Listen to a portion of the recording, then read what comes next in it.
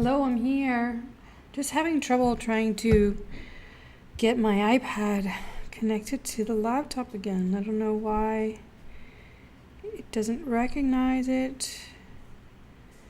Not sure what is wrong. Hang in there. I'll check back.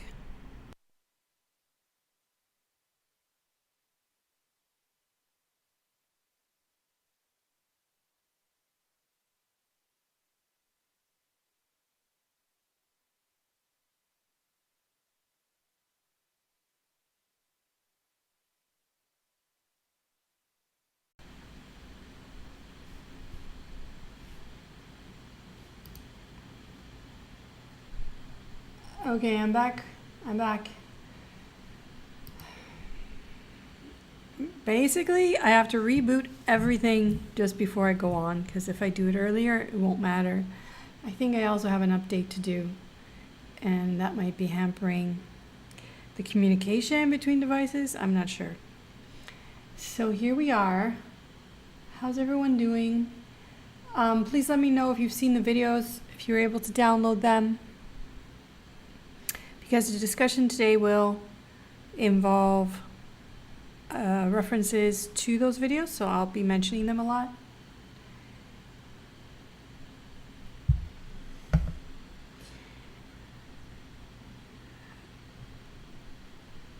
There's other material too in Unit 1. Now I posted up on the Moodle page. I'm sorry again for that delay, and that was as a result of administrators putting up a template to organize courses, because now they anticipate most professors will be delivering courses online in August. So they've put up a template, and it just made a mess of the website. I had to spend all night cleaning it up. So I put everything there, but now I'm thinking about, it's been such a delay getting everything up for you that even though I've cited Saturdays for tests, now I'm starting to think I should put it on Sunday. Give you some more time so you can actually practice on Saturday. So what do you think of Sunday tests instead of Saturday? That way, if you have questions, we can meet on Saturday, or you can ask me on Saturday somehow. I might not be able to get online, but at least I can answer your questions. So it would be the same sort of thing. I'd give you a slot of time to do the test. So let me know what you think of that in the chat.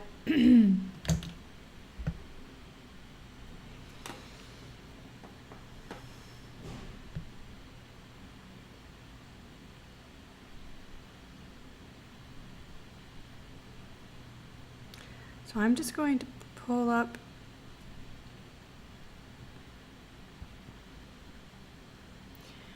what time did I say? I'm going to confirm here. And I apologize too about not giving the pronto audio yet, just because I'm still thinking about the schedule. So for verano, I made a schedule of 3 till 6 p.m. on Saturday. That was the time.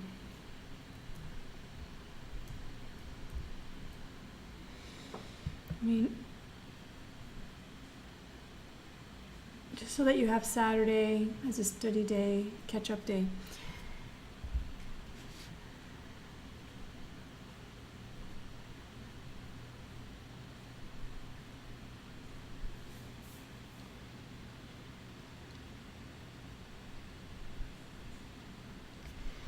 Okay, so you see on the website, you should be able to see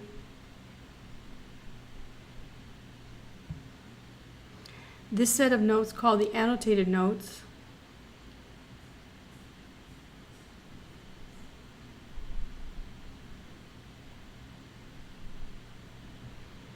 I'd like to finish them today, and then what you should do this weekend is work with all the videos on the website. The website has hours and hours of links to hours and hours of videos. These ones that we're doing live are in a playlist called StatsLongobardiLive, and the other videos, there's 70 of them. They are in another playlist called Stats Longobardi, and I provide the links to them. I've ordered them, so they're numbered and in order, and they're referenced on the Moodle page. So you should be watching those to get through Unit 2. And then I'll put questions on the first test on Unit 1 and Unit 2. Please let me know if you have any questions. On Saturday we can meet and go over your questions, but you got tons of videos to watch there. So almost all the pages of the notes are covered. So to solve exercises, there's practice assignment questions to practice or rehearse your comprehension. And there's the homework exercises. What I put in the Moodle page is a document with the solutions to the homework. So in there you have, because the homework exercises are multiple choice and they have answers, but they don't have the solutions. So in this document called homework, let's see what it's called. Let's see if I can show it to you without too much trouble.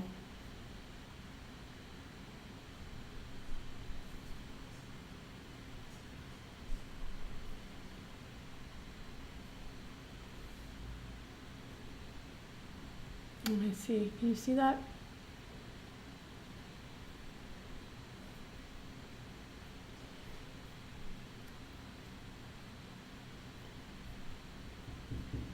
So I'll change this, that it has a schedule to Sunday. The tests are on Sundays. And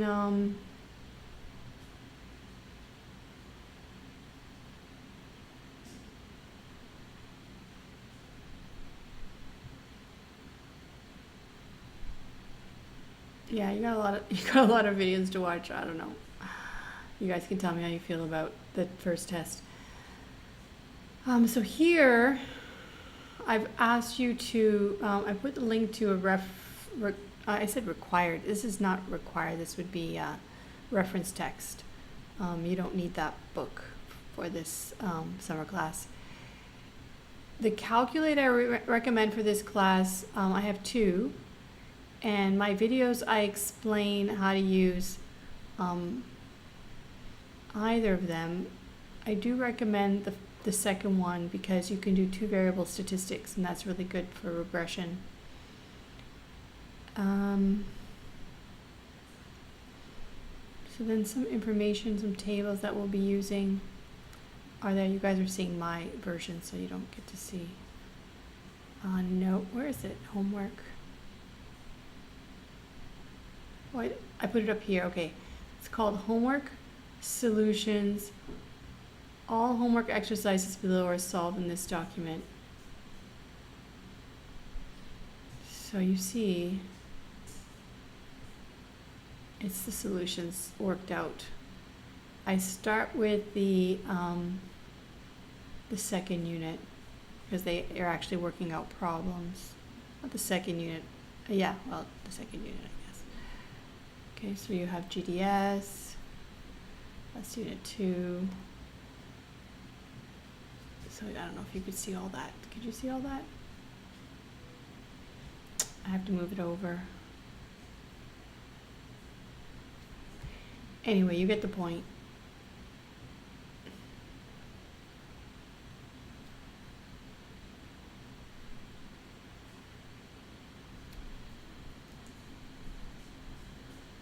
Okay, so it's the answer key.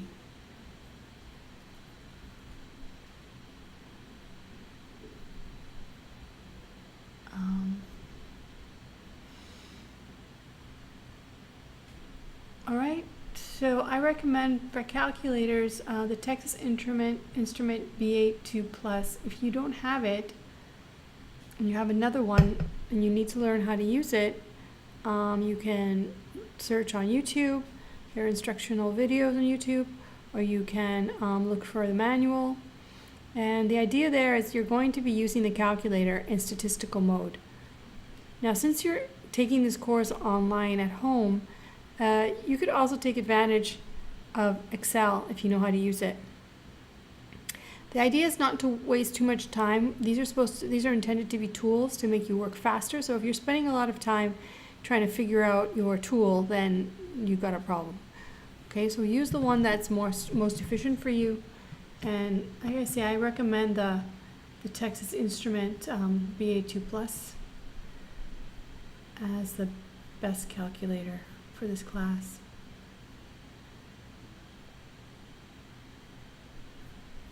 All right.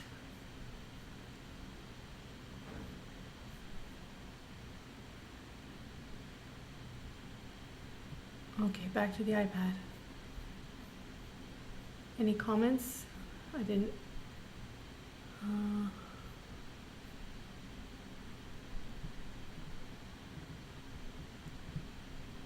It's very jumpy. I probably have to sort out why it's so it does that. I'm not sure. Anyway, so these are now Unit 1 annotated notes that you should read through. And I'm going to walk you through some of it. So there's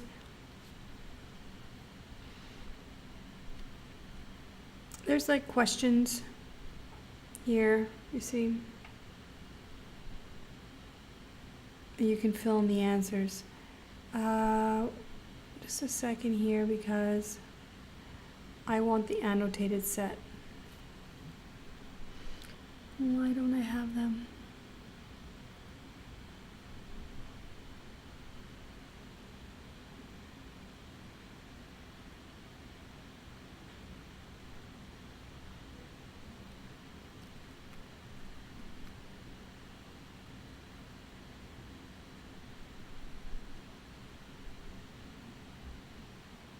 So funny. Let me double check that.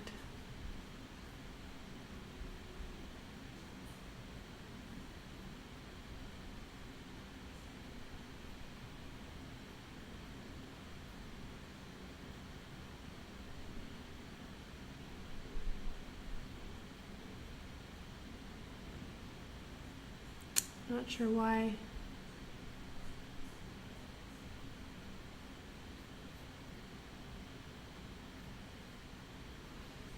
Okay, I'm just going to load.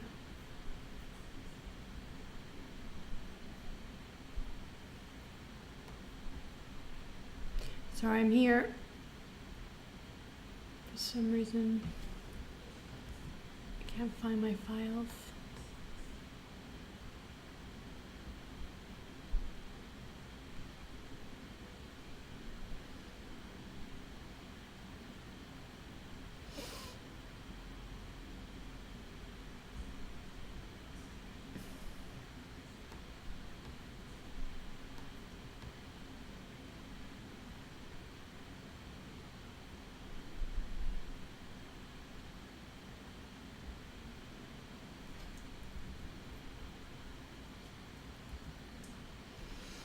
Okay, let's see if we can pick up the.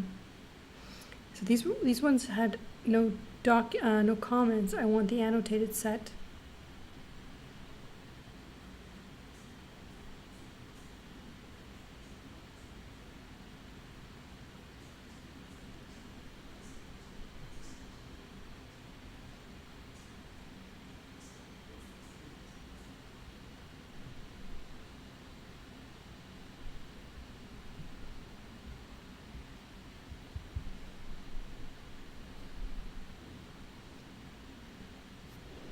Okay, any comments from you guys? You're so quiet. You're just sitting there waiting. Okay, so in the video, In the video you learned about experiments. You learned about experiments and how, using experimentation, we could confirm hypotheses. We could confirm, we could test at least, whether there was a causal relationship between variables. Okay? And there were many examples that were given. And essentially, as I say here, the growth of knowledge and understanding is closely linked with our ability to measure what we're studying. So we have to be able to capture in an experiment using methods that actually control against confounding effects, and as a result, you guys aren't seeing my feed, are you? Let's see what's going on. It should flip.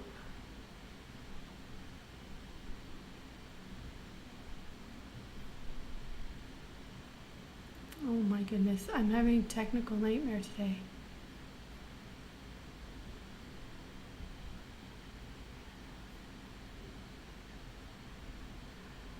I'm not sure why. Let me turn this off. Oh.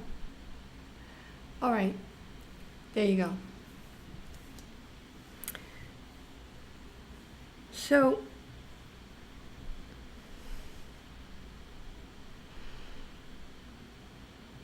there's many things we might want to look at,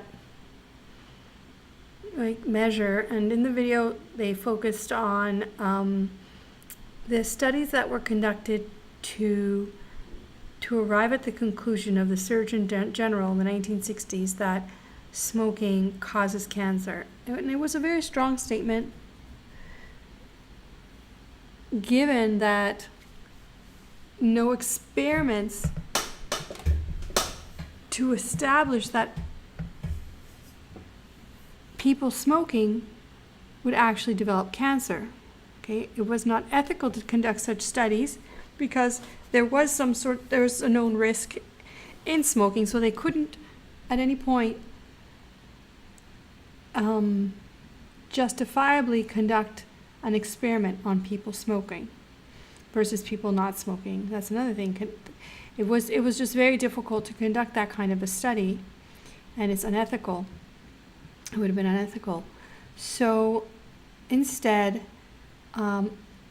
broader pieces of information were brought together, pieces of studies that were observational, and then experiments on other subjects, non-human subjects, but mammalian subjects, so that they established a body of research spanning 40 years and were able to say that smoking causes cancer. So that was really, that was a major theme of a couple of the videos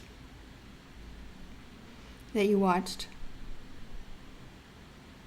It's really important in experimentation to conduct experiment properly, and that involved, we're going to talk about that today if you've read through the notes, the 3 R's of experimental design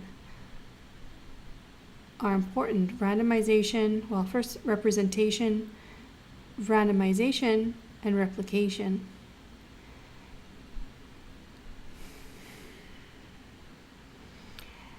The idea of the placebo effect you may have heard of, and it was mentioned in the video,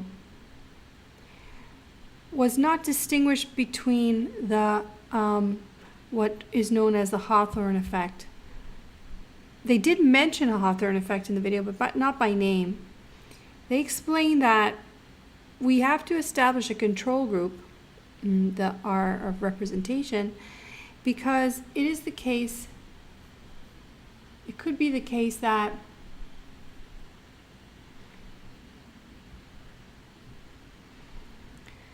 that if you involve human subjects in experiments, they might change their behavior.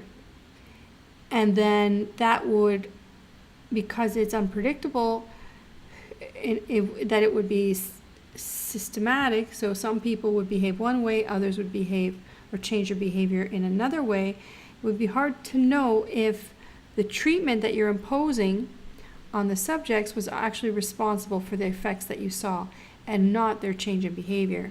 So they mention that in the video, but not by name. That's known as a Hawthorne effect. So this is actually behavior change. Placebo effect is distinct from that. Placebo effect refers to the fact that experimental subjects, human experimental subjects, aware that they are part of an experiment or they're a part of the treatment arm of an experiment, or thinking they might be part of a treatment arm of an experiment, would become hopeful or somehow alter their beliefs in a way that they're hopeful that the treatment will be effective. And this has a way, because of the biochemistry of the body, this has a way of actually making them feel better and report better health outcomes. So after an experiment, let's say with subjects in a clinical trial, we call it a clinical trial, for treatment against, to help reduce pain or to help reduce symptoms, other discomfort, placebo effects are being reported that are quite high. So what's a placebo effect? I'll see if I can illustrate here. If I was in person, I'd be able to explain it. I'm used to explaining this in person, but I'll try it here. So in the video, it's explained to you that you randomize subjects into two groups. You have your treatment group and you have your control group. Okay, so TX for treatment, and the other one is your, if it's human subjects, your control, placebo control group.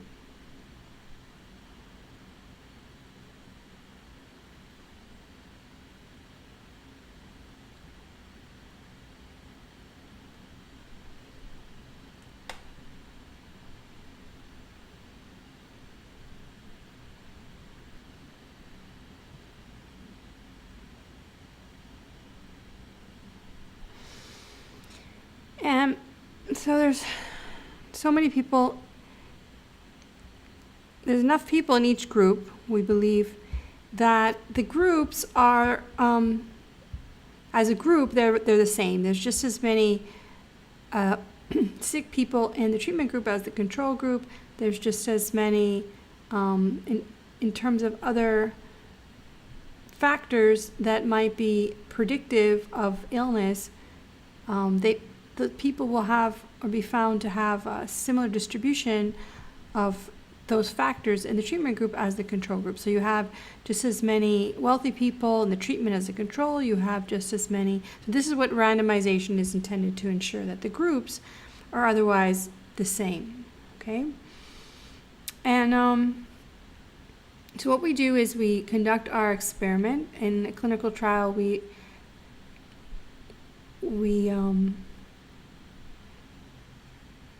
provide, well, let's say we're testing drug therapy, and what would happen is the subjects will receive through a third party, so it's usually a pharmacy that participates in the clinical trial.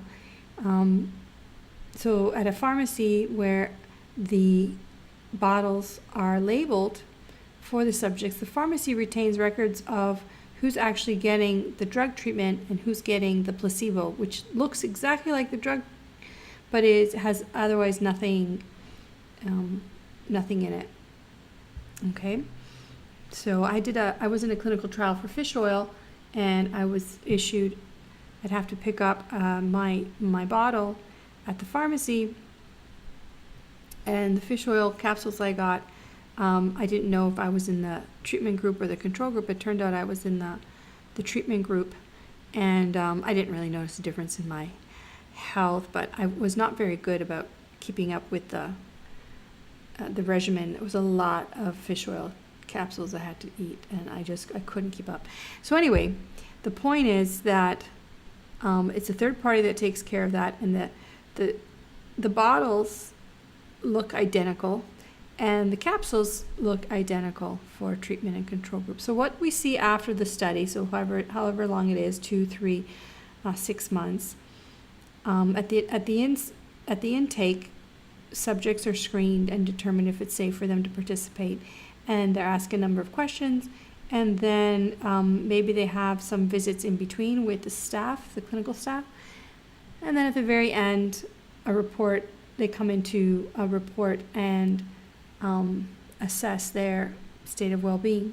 So are they experiencing less pain? Did they have any kind of flare-up or increase or reduction in their symptoms? So what we find in these studies is, at the end, let's say in the control group, so these people they're not having anything, right?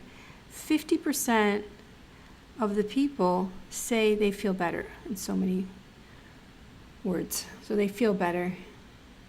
For the drug trial to be successful, for a significant improvement to be reported, the treatment group has to do that well and better than 50%. Okay? This is the only way, and I'm not going to put a number on it, but it has to do significantly better, whatever that is. By the end of the course, we'll know what significantly better means, but it has to be better than 50%. So the baseline, in other words, is set by the control group. And so this is going to happen because these people, for whatever reason, even though they didn't have any medicinal drugs, maybe they were hopeful, and the endorphins of the body just kicked in, and for 3 months they were feeling much more energized, and they were not using, they had no excuses. They were really trying to be more active and eating better, so they just felt better, and so that's what they were reporting. So maybe they changed their behavior, or maybe they were just positive in their beliefs. Hawthorne effect is change in behavior. Placebo effect is change in beliefs. So in the end, it turns out that 50% of the subjects said they feel better.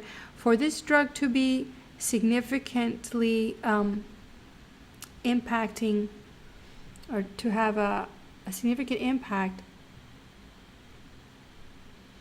the treatment group has to do better than that. So more than 50%, significantly more than 50% would have to say that they're feeling better, or would have to be determined to be feeling better. And now that's really tough.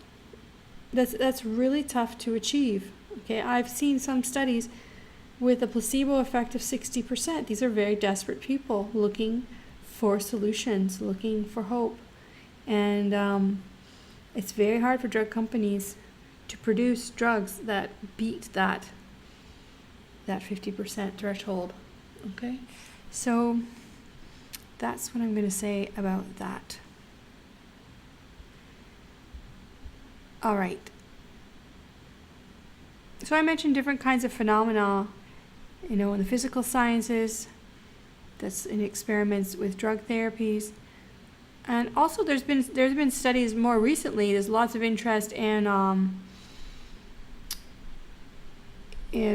experiments with basic income. So the idea that everyone's entitled to a basic income, so they don't have to worry and stress, and the government should provide that, and that should just be great for everyone. So it's kind of what we're going through right now, but it's kind of like a national experiment or international experiment in basic income.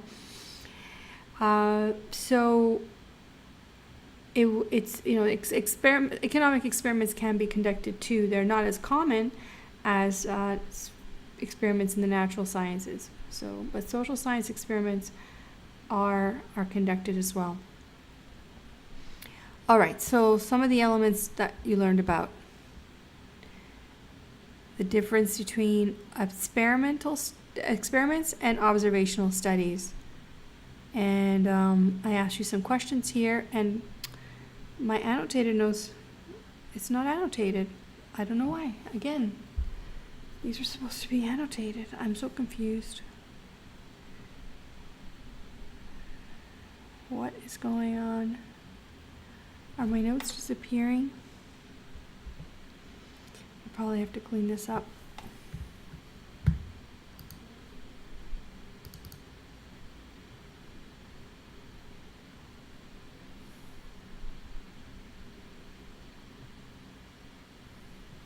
So this is 2 non-MBA Unit 1 TS annotated.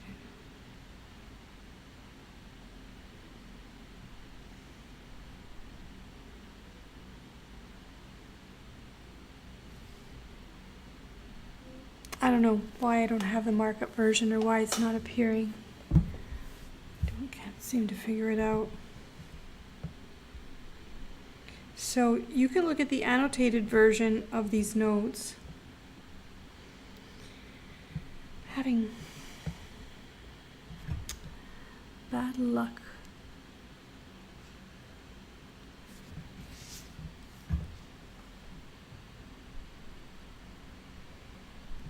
I should delete all of this.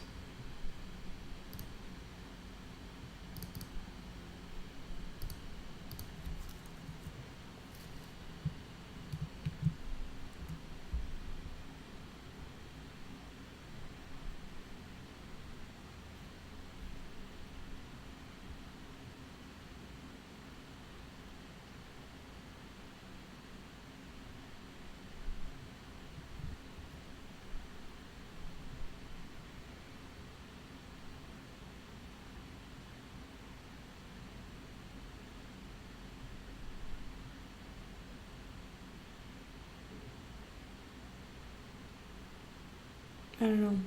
It's like they're just taking time for things to load. Sorry. All right. Now what happened? Any questions?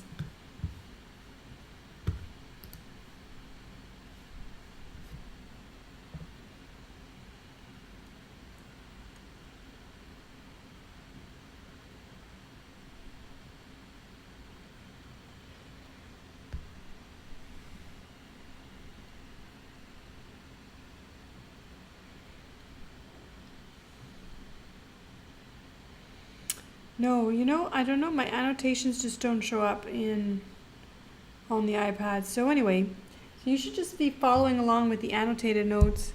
They're not marked up here. That's fine. It's pretty surprising, but okay. So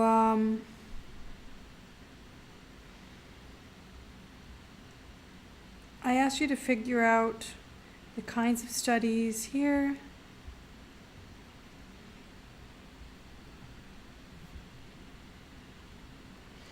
An experiment deliberately imposes some treatment on individuals in order to observe their responses. An example in the video is, and I asked you to fill these in, and you can check in the annotated notes to see the answers. So I'm not gonna, if you can't see it, I'm not going to go through that. What I want to talk about are the things that I know people have trouble with. So a survey or experimental design is biased if it systematically favors certain outcomes. A finding is biased upward if the result is more, greater, higher than actually is the case. What's an example of this in the video? So did you guys follow the concept of upward bias and downward bias?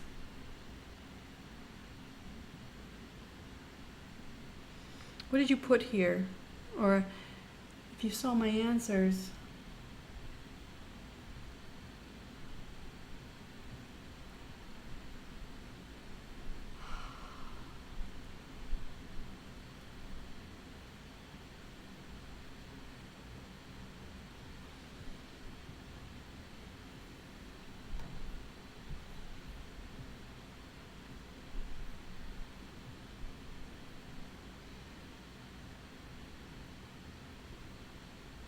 So in the videos, they gave the example of bias in the election for FDR. Franklin Delano Roosevelt was elected, and it was a surprise. Right. It was a surprise that to pollsters and to the public, because even large polls predicted that Landon would win. The bias towards Landon was upward, so it was in favor of him, even though he didn't win, or he wasn't going to win. That's because the way the poll was conducted. The pollsters, the people asking the questions and collecting the information, were phoning people. They had directories of phone numbers, and at the time, in the 40s, a lot of people didn't have phones, so it was just the wealthier class that had the phones. So it appeared that their preferred candidate, Landon, was going to win. But it turned out the Democratic candidate, Franklin Delano Roosevelt, was going to win. And this was figured out by Gallup. Gallup was a new polling company, and with a very small sample that was collected representatively, they were able to predict the win. Right, and it was also because of cars, right? Because they were contacting people from lists that they could collect. So people who own cars, people who had phones, and so it's very, the challenge is getting the list of names and access to people. And the way you do that will bias your results. Okay, so examples of downward bias. So what example in the video was given that resulted in the outcome, even though it was not accurate, it appeared to be lower than this was the case. So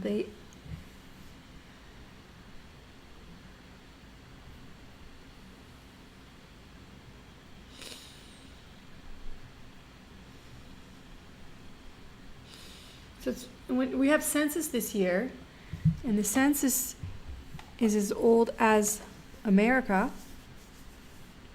And the idea there is to collect information on every single person in order to determine representation in government. And it's now also being used to determine allocation of resources to different communities that need them. And this can only be determined if you count everybody, if you make a list, right? So the census is conducted by law to do that, to gather that information. The census, however ambitious it is to try and count everybody, the videos explain that you're going to miss some people, and because of that, you're going to have a bias. Your numbers are going to look too low for people who don't want to be counted. So undocumented people or homeless people. These people clearly have specific needs, and we want to account for them, but they're not going to end up in the census. So it's downward bias against those demographics. Also, there was an example of Ann Lander's survey asking about married couples and whether they still enjoyed sex after marriage. Turned out that only 18% of the people who responded said that they did. So that was really low and was very sensational, something to talk about in her news column, or her column in the newspaper. Is it accurate? Well, no, the number is downward biased because it's mostly people who are disgruntled, people who are upset or disappointed. Those people tend to speak up, right? happy people have better things to do. So it's more bitter, disgruntled, upset people probably wrote in and let her know how miserable they were. So that could be systematic. It could be in a way that was more upset people wrote in, and so downward bias the positive numbers. Downward bias created a downward bias in the percentage or the proportion of people who enjoy sex after marriage, according to her poll. So these are not accurate polls, right? So all data that you collect has limitations. Even census data has limitations. The important thing is to be aware, to keep track, and account for it, okay? And then further, identify what kind of bias it is and how it might have affected your results, just like we're doing now, right? So it's not that we're never going to do statistics because we can't collect good data. It's just we have to account for it and do our best at reporting limitations and indicating how we think that's going to affect our outcomes. Okay, so I talked some more in detail about experiments, and I asked you to.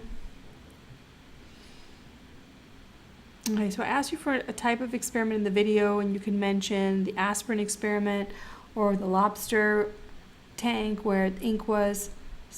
It was submerged into the tank so that the scientists could observe the change in behavior of the lobster by blinding him. Does that change how he behaves? So those are types of experiments that we watched or heard about in the videos. So then I ask you, what are the two key differences between designing experiments and designing surveys? And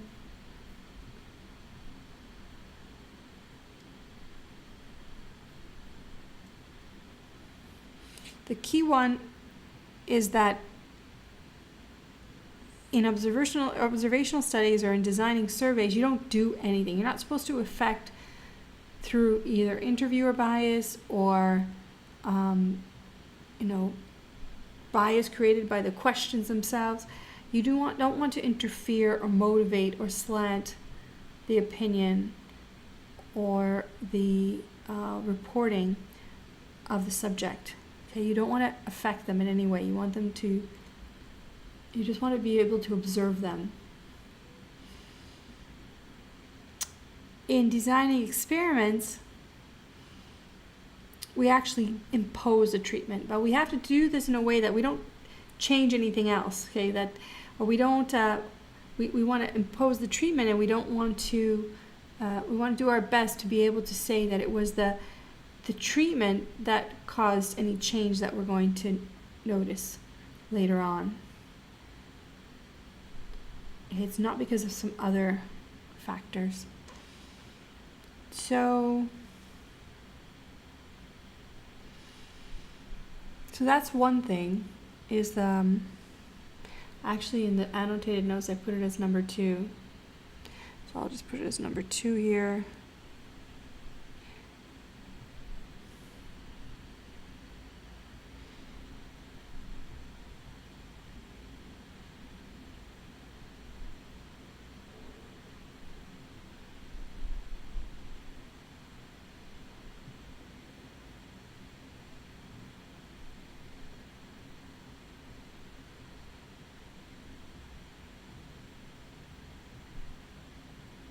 So in experiments, a treatment is imposed. In surveys and experiments, randomization takes place. But the way that we randomize it varies between them.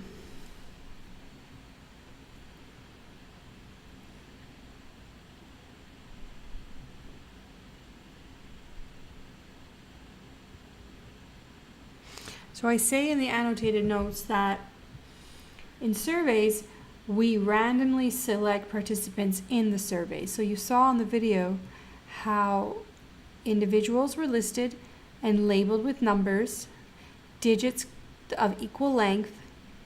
The length was determined by the last label, right? So if the last label was 60, then all the labels had 2 digits. So after labeling them, you use a mechanism to randomly select the number of participants you need, and that's it. So you take what you need and you leave the rest. However, in experiments, all eligible participants, so everyone who passes the screening, is introduced to either one of the groups, the treatment groups, the treatment or the placebo group. Okay, so we use all the participants that we can, and we don't leave anybody behind. So that's, I just mentioned that just to realize that in surveys we don't necessarily ask everybody the questions on a survey. People could volunteer. We have a list, but we don't use everybody. In terms of experiments, it's hard, it's difficult to get volunteers, so we try and use everyone that qualifies. In advance of conducting either of these, we predetermine the sample size that we're going to need. Okay, and I'm not going to talk about that too much. That will be in another level course of statistics. But realize the main thing, the point I want to stress here is that in surveys you randomly select, and in experiments you randomly assign them to treatment and control groups. All right.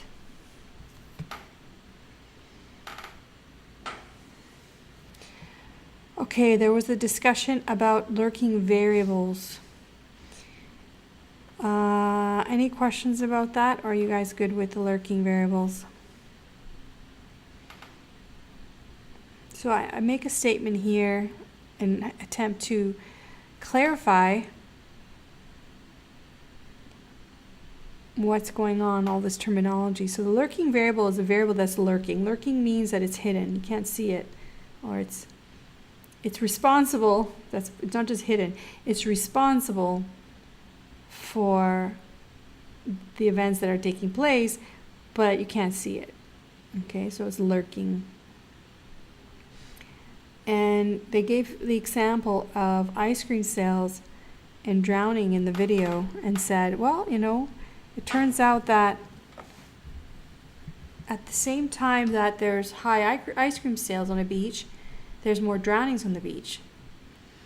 Does that mean that ice cream is causing people to drown? So there's an interesting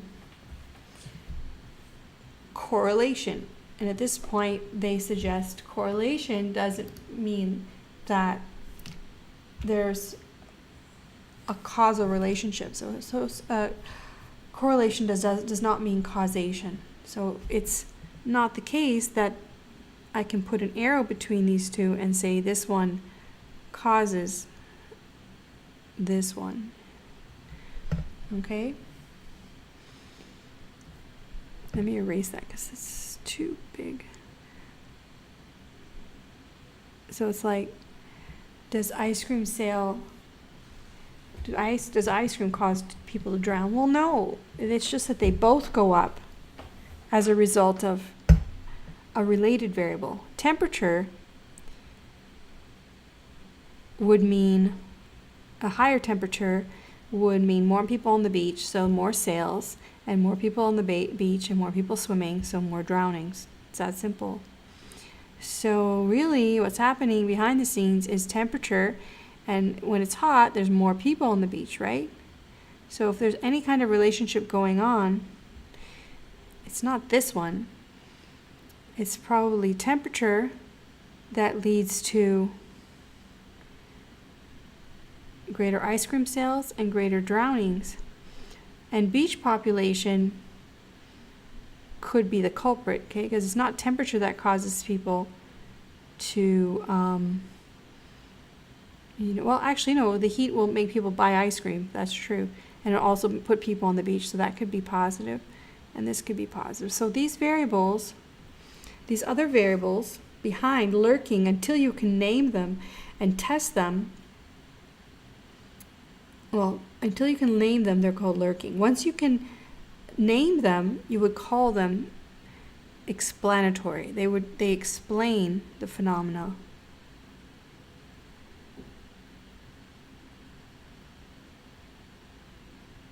So even though they're lurking behind, once I put a name on them, I can refer to them as explanatory. And I can test them. I can measure the temperature, keep a record over the summer. I can count the people on the beach over the summer, and then conduct an analysis with a record of ice cream sales and a record of drowning, and see, which is a better predictor. Is it temperature or beach population? And then it might be useful it might be easiest to use temperature, because you can just get that off the television, right? Or you can get that online. Beach population, you'd actually have to employ someone to count everybody on the beach and keep a record. But with temperature, you can make a pretty good prediction possibly of how many drownings there potentially will be. And then, anticipating those drownings, you could hire temporary staff. So you could have like emergency staff on call to work as lifeguards on the beach during the hot months. So you could figure all that out by getting this information and looking at the correlation analysis, and then later using temperature to predict how many drownings there'll be, and if there's too many, if you anticipate too many than the lifeguards that you can put on the beach, then you have to get more lifeguards, more staff. So how's that explanation? Rationalizing why we want to do any of this. Okay, so these variables hidden behind are lurking until I can name them, then I call them explanatory, and I test them.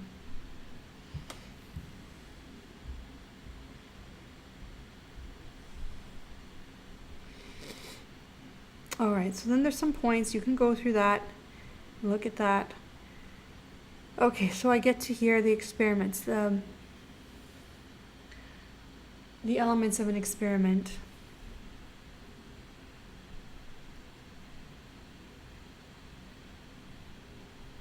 And what kind of experiments work.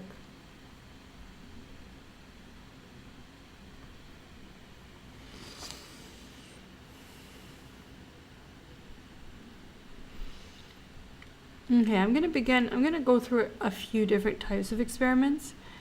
And with these examples, help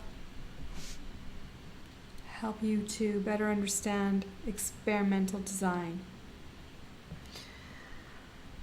Okay, so in an experiment, you have the experimental unit, sometimes called the subject, that is who is acted upon or treated. You have the treatment or treatments, so you could have many,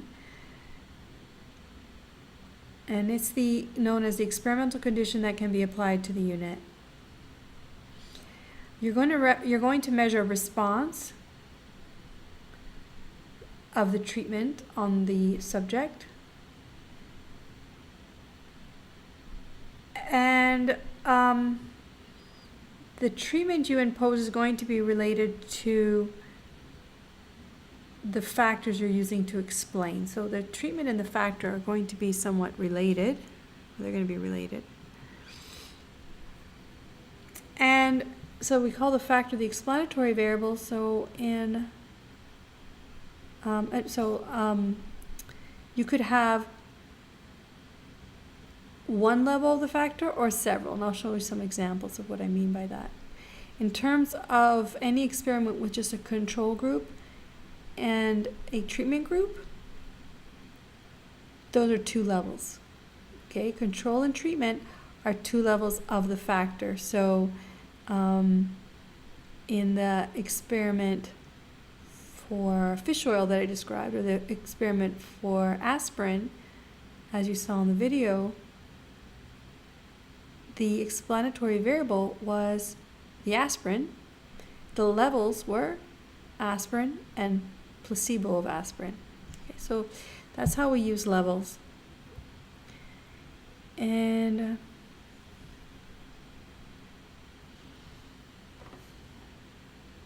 so let's apply it to this example. I want to measure the impact of alcohol consumption on blood alcohol level after an hour. So I'm going to use 1 ounce of alcohol. So I only have one level of the factor. So let's go through this. So the experimental unit is the individual consuming the alcohol. The treatment is that alcohol is ingested. The response is the measure of blood alcohol after an hour. And the factor is alcohol. The level is 1 ounce. Okay, so that's how we lay it out. Now I can add more levels. I can have different kinds of alcohol. So alcohol would still be the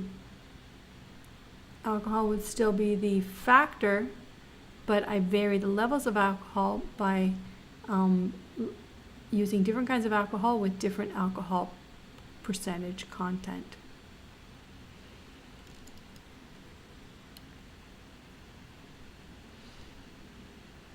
Okay. So as I mentioned at the beginning, what kinds of experiments work? You're told in the video that randomized comparative experiments work, provided that they have observed the 3 R's of experimental design. They have control or representation, randomization, and replication. We hope to see differences in the responses so large that it is unlikely to happen just because of chance variation. We can use the laws of probability, which give a mathematical description of chance behavior, to learn if the treatment effects are larger than we would expect to see if only chance were operating. If they are, we call them statistically significant. An observed effect so large that it would rarely occur by chance is called statistically significant. Okay, so that's our goal. This is what we'll be doing in the last unit of the course.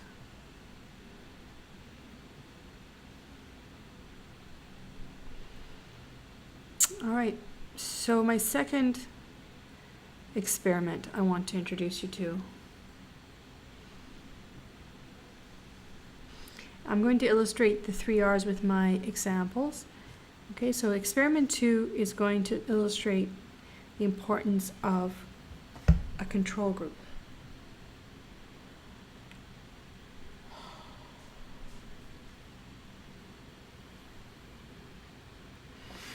So what we're going to do is test a treatment for gastric ulcer. Gastric ulcer, ulcer in the stomach, is very painful.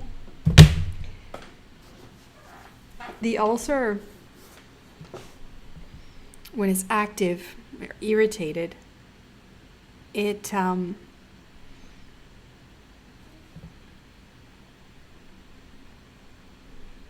be very painful.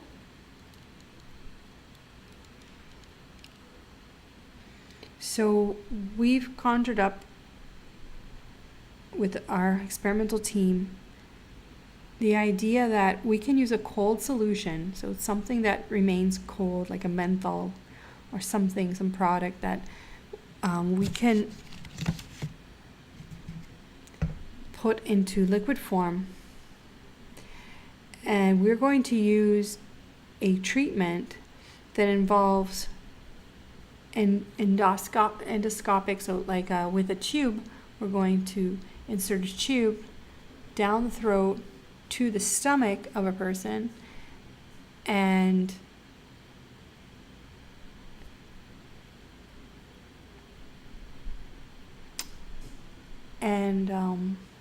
treat the person in that way directly to the site of the of the ulcer. Okay, maybe we'll use an ultrasound or something to be precise and actually treat the ulcer. So this is obviously an imaginary experiment, but so we've dreamed up this experiment. And here is the methodology. We're going to first get volunteers. So we could get volunteers by asking doctors that we know to family doctors to refer patients that are looking for relief from the pain that they're feeling. And we're going to invite them for a pre-screen. So we're going to meet with them, or our staff will. And they will be, their pain, the level of pain that they feel will be recorded, and some other questions if they pass the screening.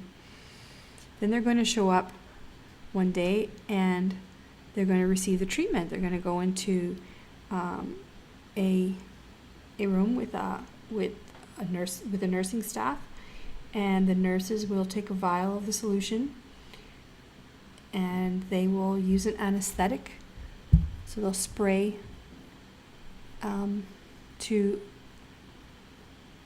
anesthetize, right? So they don't feel the tube inserted, and they're not, there's no discomfort, or immediately there's no discomfort of having the tube inserted in their throat.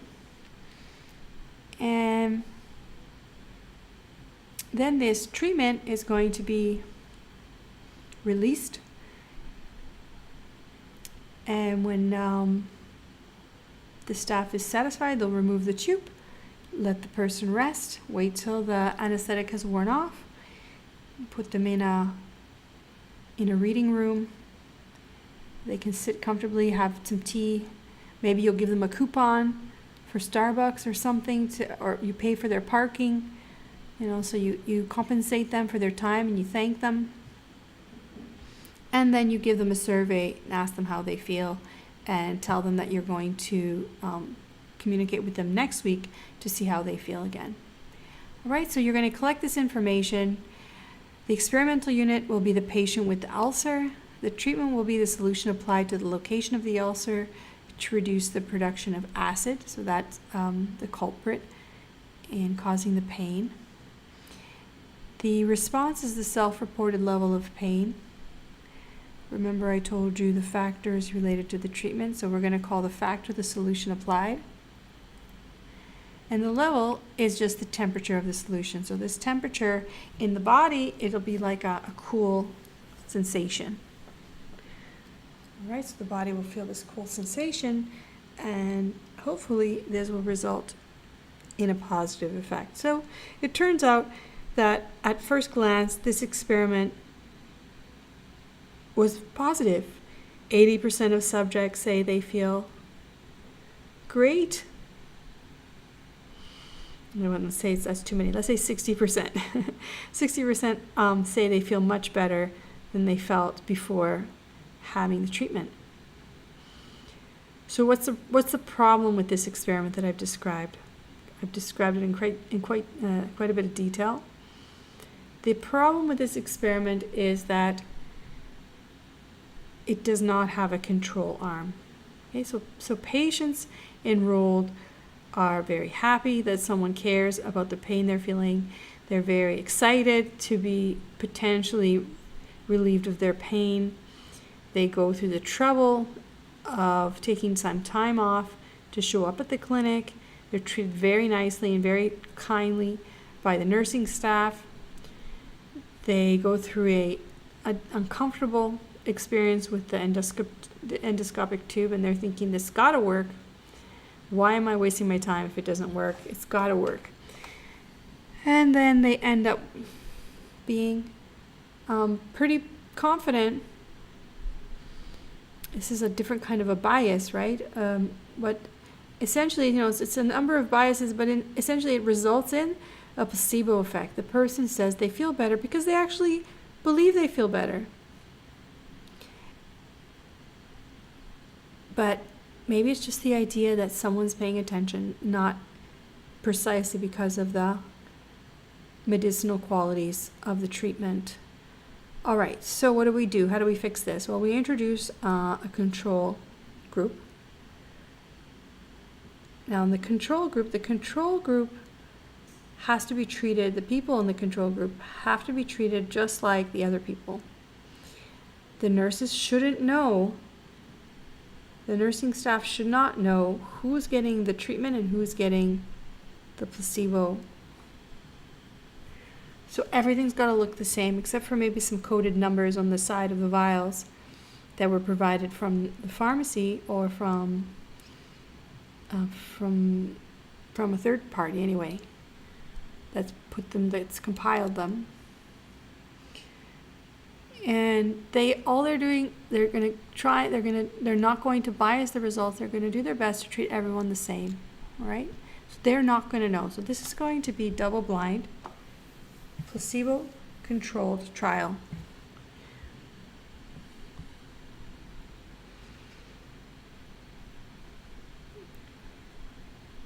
So we're going to fix the experiment. The experimental unit will still be the patient with the ulcer. The treatment will still be the cold applied to the location of the ulcer to reduce the production of acid. The response is still a self-reported level of pain. It's still just one factor, the solution applied to the gastric ulcer, but the change, okay, this is what we alter, is the level of the factor. We introduce as one of the levels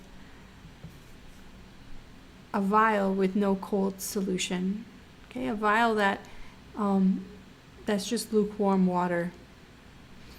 It's nothing special, doesn't turn cold when it enters into the body.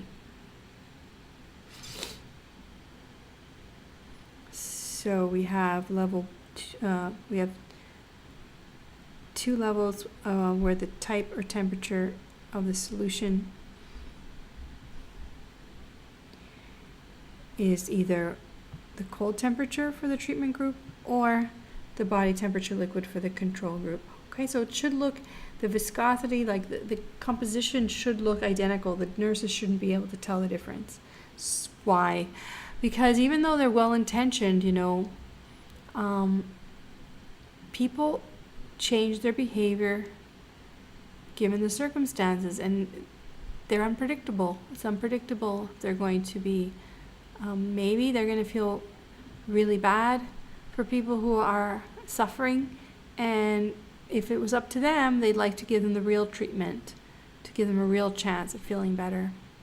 So we want to avoid that temptation, and that's just one of the things that could go wrong if you were to tell the nurses, or they might even unconsciously, if they know that it's, even though they're not intentionally trying to affect the study, they might let something slip. We call it a Freudian slip, right? Because they can't live with the lie, so they just end up revealing it. So because of the human frailty, we like to control against that effect. So what's the result of conducting the experiment this way? Well, to tell the story and to emphasize the importance of the control group. In fact, when you do this, just as many people as before, so I said 60% of the people said they felt better. So now it's 60% of the people say they feel better in the control group, and 60% of the people say they feel better in the treatment group, so there's no difference. There's no reason to believe that the treatment is doing anything. Okay, so it was just people hoping to get better that made them feel better. That's the placebo effect. Experiment 3.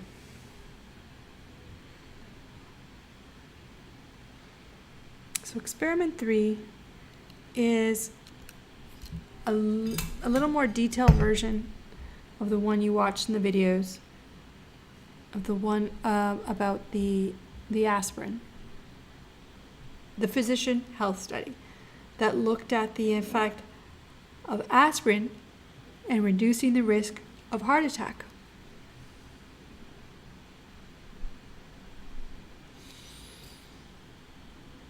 So with this exercise, I'd like to take some time to ask you a few questions. Why did they study male physicians?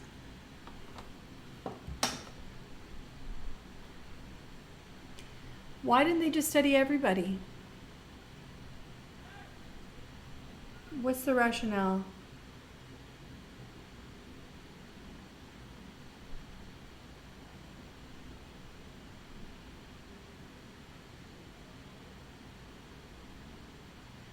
You can put it in the chat.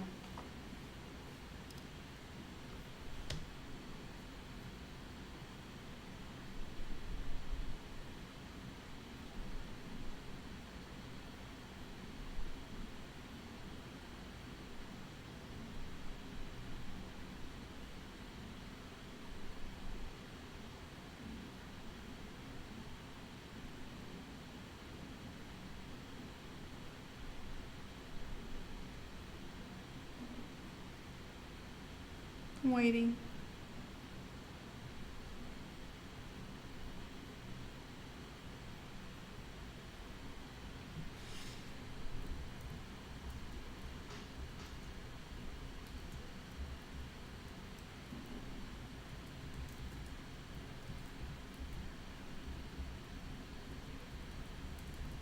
I'm here, I'm waiting.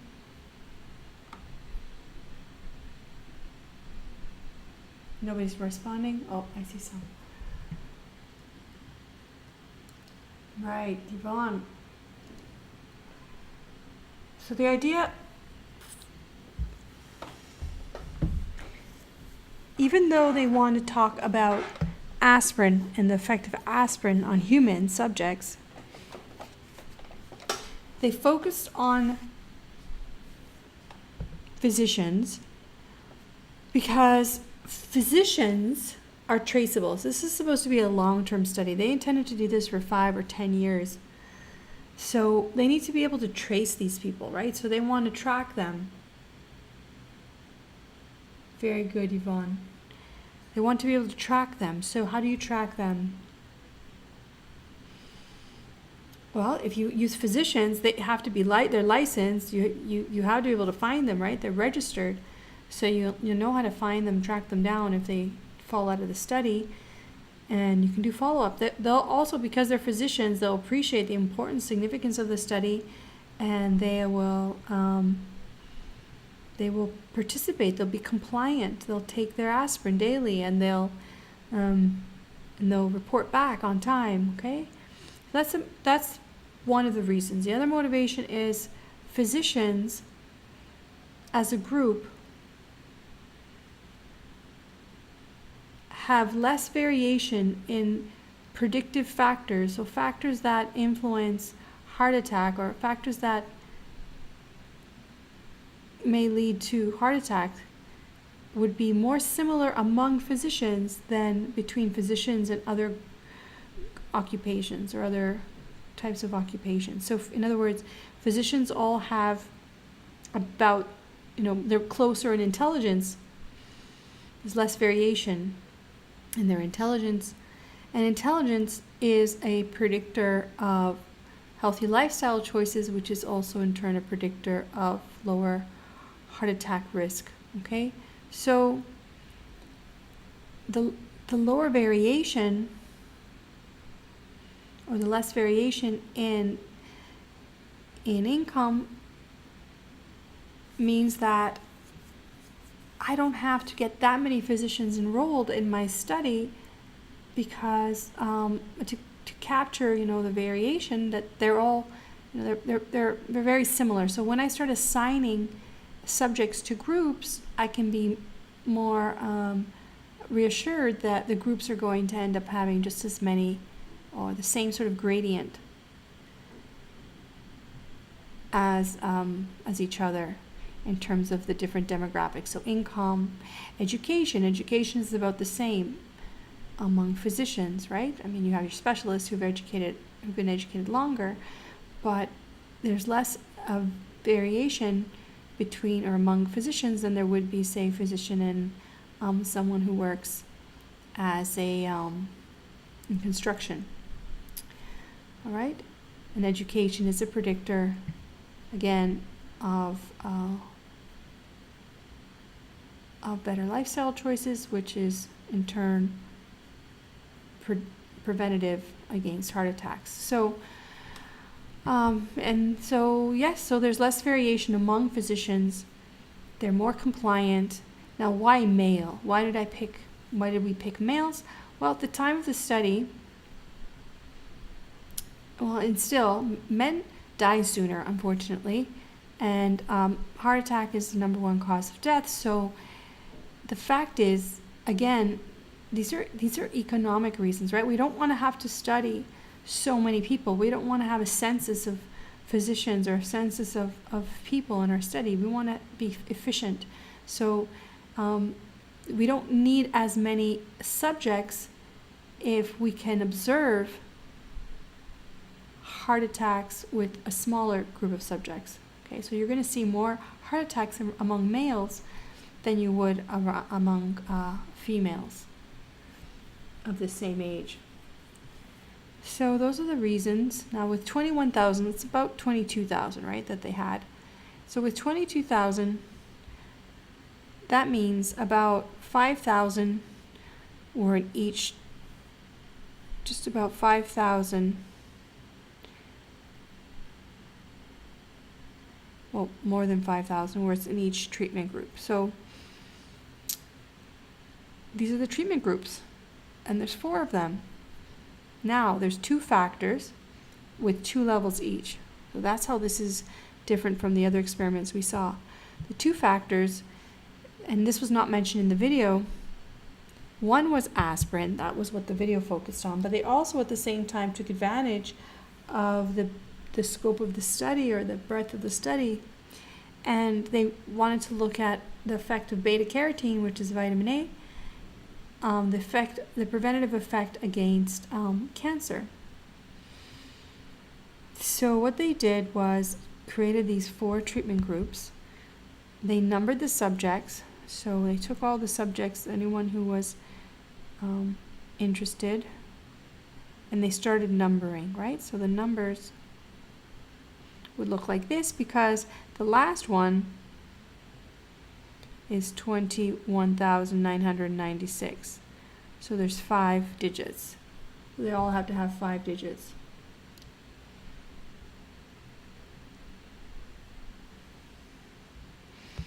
And then with a random numbers generator, the first one I pick, I'll put in this group. The next one I pick, I put in that group. The following one in that one, and we go round and round until we fill up we use up all the subjects, as I explained earlier. Okay. So this is the assignment, the random assignment to the groups, to the different treatment groups. And so out of 5,000, I expect between these groups, I expect the variation to be about the same. Okay, I've taken enough subjects that there's just as many at-risk physicians in this group as there are in this group. And conversely, there's just as many low risk of heart attack physicians in this group as this group, and similarly across all the groups. Okay, so that's the idea. Now, they explain in the video the risk of heart attack is 1 in 1,000, and they're looking in any year. So they expect to see some heart attacks over 5 or 10 years. It turns out by the end of the study, I think it was a 10-year study, there were 239 heart attacks in the placebo group, and there were 139 heart attacks in the aspirin group. And this was sufficient to say that was not just a chance occurrence. It's clear that aspirin reduces the risk of heart attack. That was the conclusion of the study. In terms of cancer, they did not find this kind of effect. So what did they do? So they went, just to be clear, so they took these 10,000 and they compared them against these 10,000. And that's from those 10,000, 239 of the placebo group, so this one, had heart attacks, and 139 of these had heart attacks. So that makes sense. Over the course of several years, where the risk of heart attack is 1 in 1,000, you actually reduced it. It's it's not exactly half. It's a little bit more than half, but it's still reduced, okay? With cancer, they say there's no significant evidence of an effect. So they didn't find a significant reduction in cancer rates. There were no difference in the cancer rates because, anyway, there was no difference in the cancer rates. Okay. So that is a discussion of randomization or control. I think, let me go back, make sure. So we've discussed so far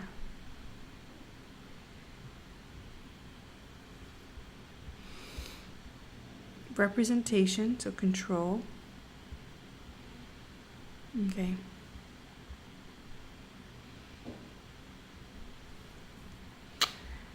And here,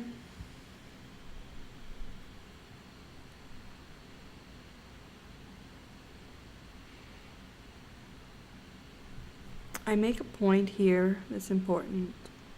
In general, to figure out how many treatments you have depends on the levels of the factors. The number of treatments is equal to the number of levels of factor 1 times the number of levels of factor 2 and so on. So in the above, it was 2 times 2 meant 4 treatments. That's where we had 4 treatments. Now, in example 4, if you have the annotated notes, you can see that what I want you to do is take a moment and let's take a break.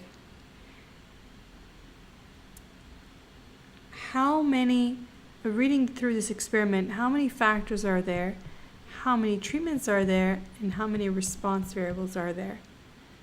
Okay, so I'll give you 5 minutes. Also, can you draw it out, just like I drew above? Can you describe or depict the experiment? Okay, I'll check back with you in 5 minutes.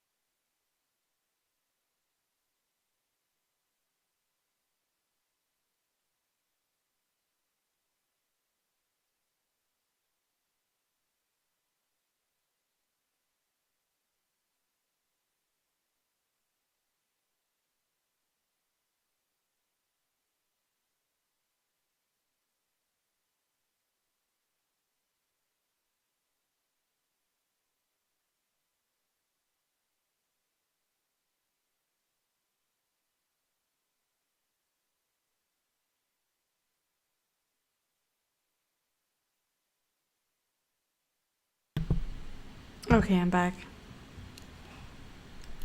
So, reading this, a food scientist is planning to conduct an experiment to investigate the effects of different redox agents, different types of flour, and different dough mixing methods on the quality of loaves of baked bread. 3 redox agents, 3 types of flour, and 2 mixing methods are to be combined. Those are the factors. There's 3. 3 factors. Now, treatments depends on the levels. There are 3 different agents, 3 different flours, and 2 different mixing methods. So 3 times 3 times 2. Is that right? It's 18. 18 treatments. And then responses are 4. Flavor, loaf volume, loaf density, and crumb texture. So that's 4. All right, very good. So 18 treatments. How do you depict 18 treatments? How do you see 18 treatments? If I just take 2 of the factors to do similarly to make a table, lots of tables.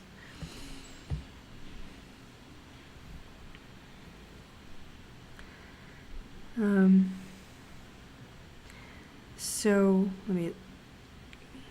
redox agents. So redox agent, let's say flour, okay.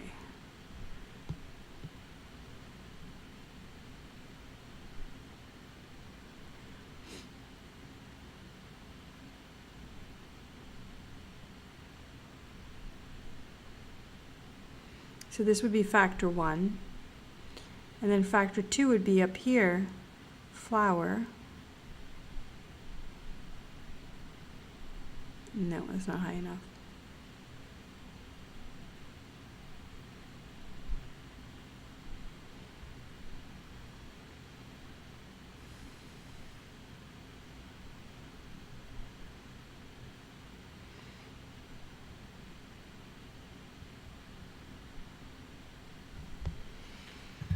All right, so you have flours and you have redox agents, right? And you can mix. So you have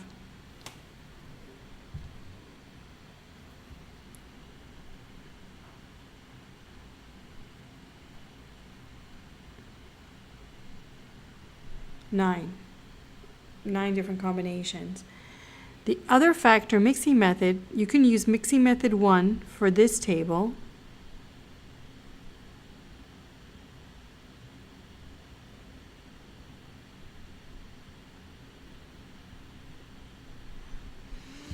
And then you can repeat to make the other table the same way, but with mixing method 2.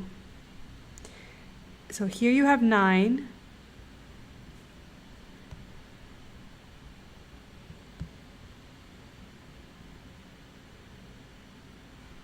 TX for treatment. And then you have another 9 by repeating the same thing.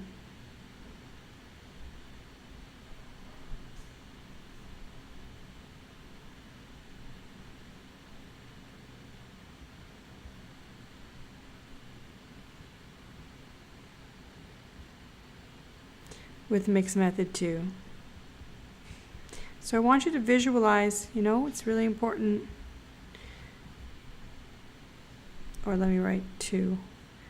I use this method. Okay, so it's important to be able to visualize these groups. So total 18 treatments. So each of these combinations makes a different loaf of bread. And maybe because you think there's other factors that affect those response variables, maybe it does matter, maybe there's some variation in the ovens you use. You're not going to use the same oven, so you're doing experiments, you probably have several ovens, so maybe different ovens have affect the things differently. Maybe you have staff working for you, and maybe they impart somehow an effect and create variation in the outcomes. So you're gonna maybe, want to make about 4 or 5 loaves in each, just to, so you're gonna make 5 of each.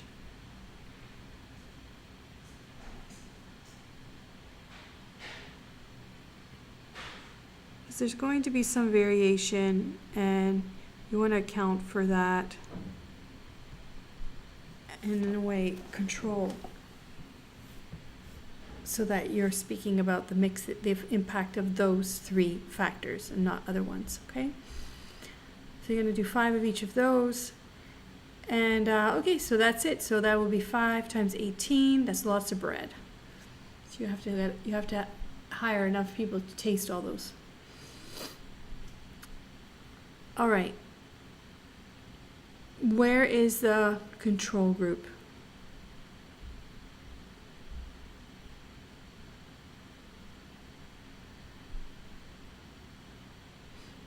Why don't we have a control group?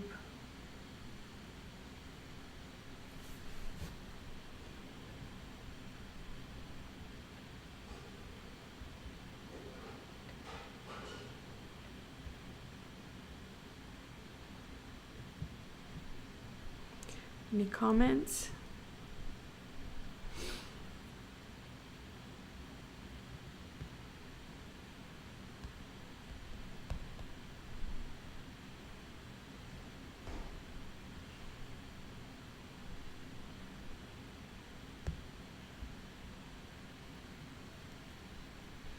We don't need a control group here because these are not human subjects, and we're not comparing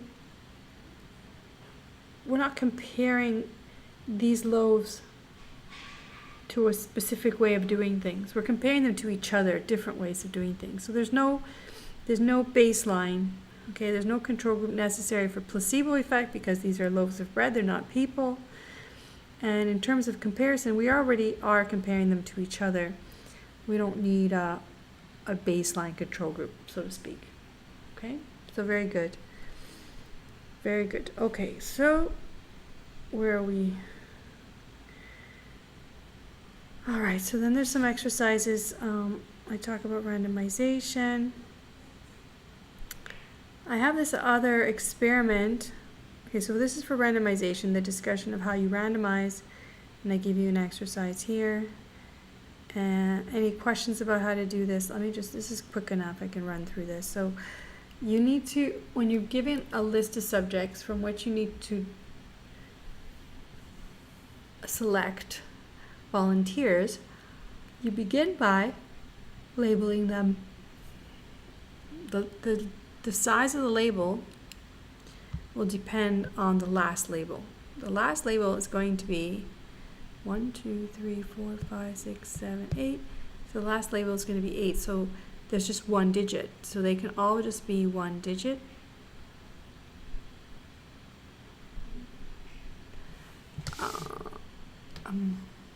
Do that again. I'll make it bigger.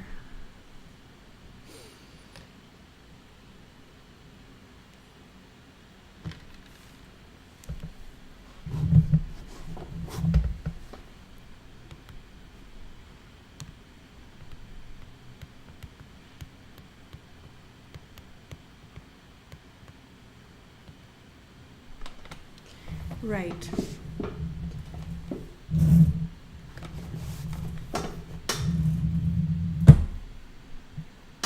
So, once we've labeled, now we use a randomization tool. One of those would be the random digits table. And here's one. I just took one row out. Using the random digit table, taking one at a time, I look for the numbers 1 through 8. So 1 doesn't apply. 0 doesn't apply because it's not in my list. 5 is, so I'm going to pick Rodriguez. Now he's out. 9 is not in my list. 0 is not on my list. 7 is in my list. Take 7. 5, I already have 5. 0, not in my list. 4 is the next one. 9 is not in my list. 5 I already have. 1, so I'm done. 4. 4, Castro, Munoz, Rodriguez, Tulane. Now, I only need 1 digit. You might have done this with 2 digits. Not necessary, and because of the instructions I gave you, beginning with 1, you should have done it this way. Okay, so if you use 0, 1, you're not going to get the right answer. So follow the instructions. If there are no instructions, then there could be a variety of answers, and I give you an example of that in the notes as well. Hopefully there's no questions. So wait, let me pick the right answer. So it's B.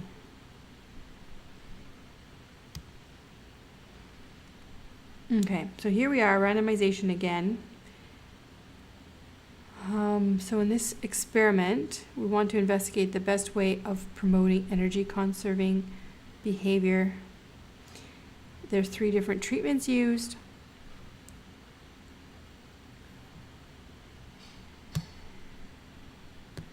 So in this case, let's say we recruit households and we promise them something. Maybe we put their name in a raffle for a trip or something to incentivize them to participate in our study. And and that'll be resolved at the end because you don't want to influence their behavior. So then you randomize the 60 households into 3 groups, and what we want to test are, these are human subjects, so we have to have a control group. We want to test the difference between having their meter, their energy, the electricity meter read, and them recording from reading their meter themselves. So is it true that with this biofeedback they're going to adopt more energy consuming behaviors because they'll become more aware? You know, they'll see that their energy consumption goes up when they're just going to be much more aware because they're going to see daily, they're going to check and record on a chart manually that we give them. They're going to record their energy consumption. So with this feedback, will they be more likely to monitor and modify their consumption? So they start noticing that when they start to turn lights down in rooms that they aren't using, that it really affects the meter, and that's a positive feedback, so they do more of that. So in that treatment, that's what they're taught to do. In the first treatment, they're just told that they'll be visited and their meter will be read, so they'll know they're part of a study, and so that will be interesting. They might change their behavior because they know they're being watched. But does it have even a greater effect if they're more engaged in monitoring their energy consumption?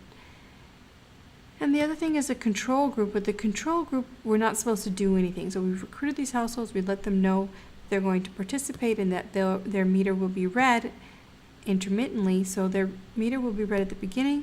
They won't otherwise engage at all. At the end of the study, their meter will be read again, but they won't be interfered with. Okay, they won't be visited and they won't be monitored except for at the beginning and at the end of the study. So that would illustrate the control group. So just to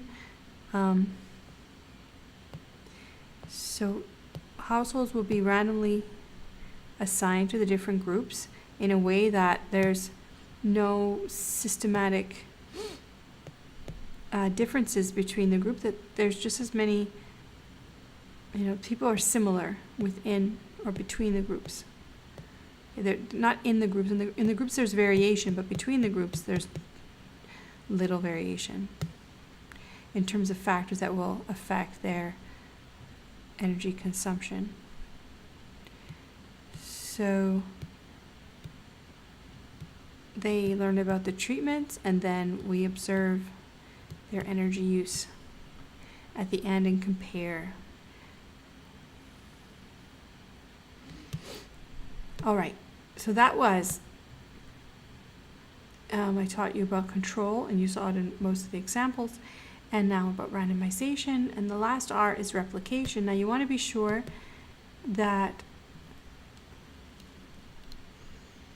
you can actually establish systematic differences between treatments. To ensure that, you need to test as many, more subjects, or enough subjects, let's say. If you test more subjects, every subject costs money, right? You got to enter data, you got to track this person.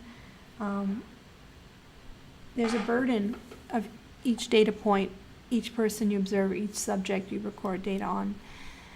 And you want to be efficient.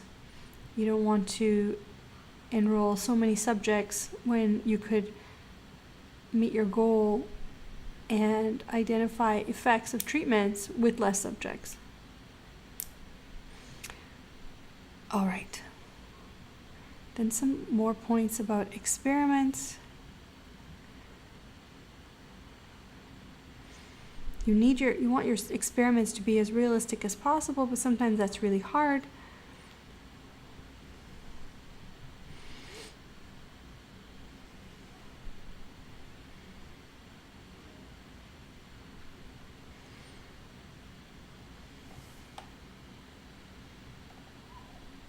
So, in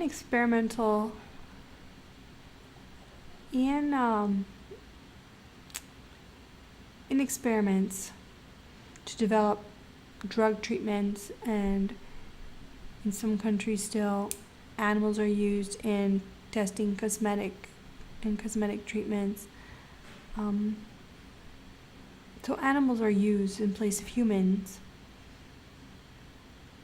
And the argument there is that, well, it's for the good of humanity.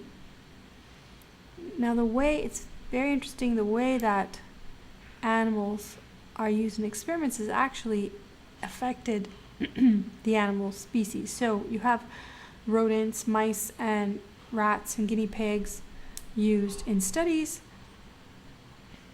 And I rationalized earlier a reason for doing that, or in the annotated notes I explained that they have a shorter lifespan, but they metabolize similar to humans, so we can observe when they're used in studies of drug treatments, or that we can observe their metabolism in a shorter time span and use the results for ourselves. So that's the argument to use rodents that otherwise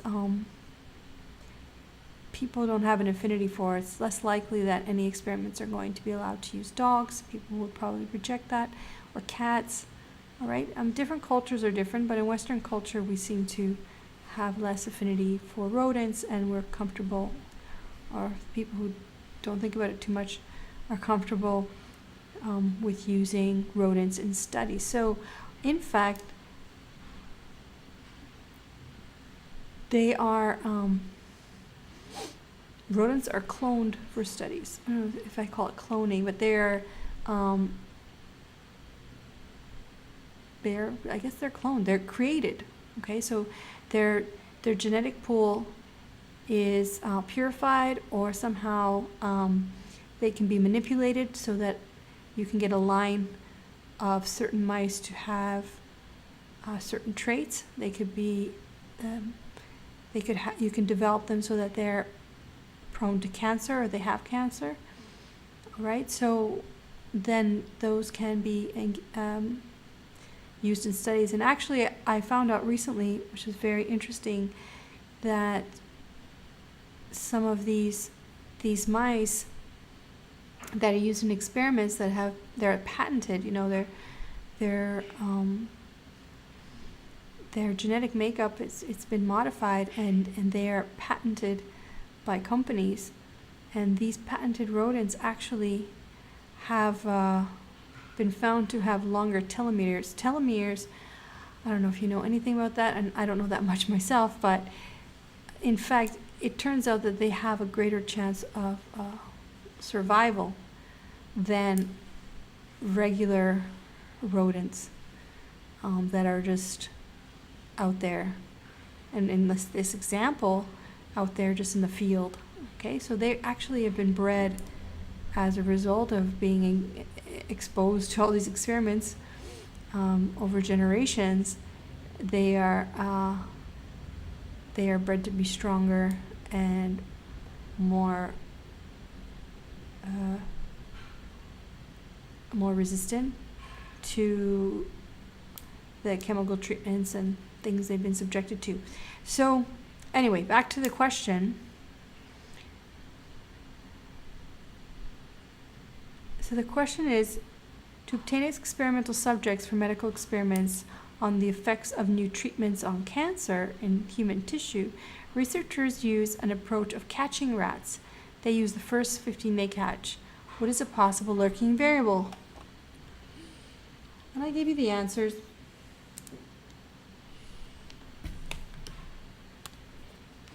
But I hope you understand them. So I'm taking a moment to go over it.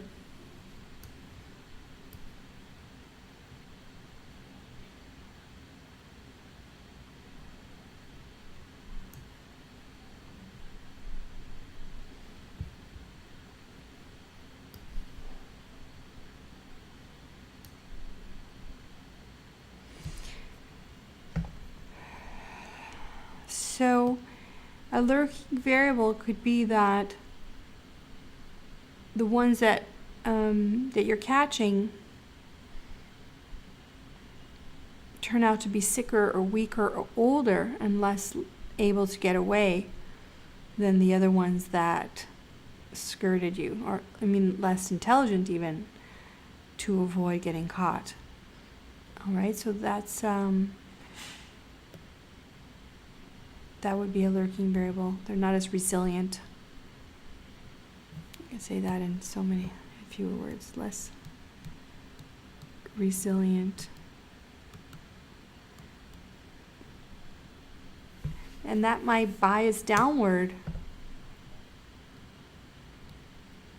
the results, because even though you catch them and you expose them to carcinogenics, so you cause cancer in their tissues, and then you try and treat them, they might just succumb to the exposure to cancer, and then the treatment won't have much of an effect because they won't even be viable. They won't even be alive. All right, so it'll look like either they won't be part of the experiment, or even if they survive that, the treatment won't be able to help them as it would just a average mouse. Okay. So then I just spent some time to make you realize, or to make you think about experiments and the importance of generalizability. So it's a challenge. Scientists will conduct a pilot study, so it's a smaller scale version of the experiment, so less subjects, less resources, and try and iron out any of the glitches, anything that they find as they're going, because you can't possibly, I've never engaged in a study that didn't have unintended or just surprising, surprises, let's just call them that. It's hard to predict everything that's going to happen when either you don't have the data, you don't have the subjects, you haven't even begun the study, you've never done anything like it.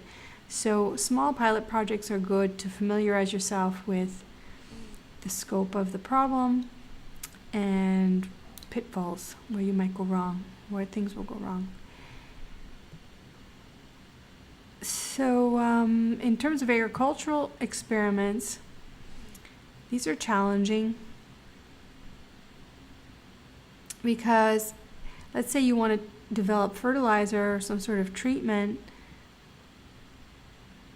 for crops, in the end, your treatment in a sterile setting is not as realistic as a treatment in a larger setting.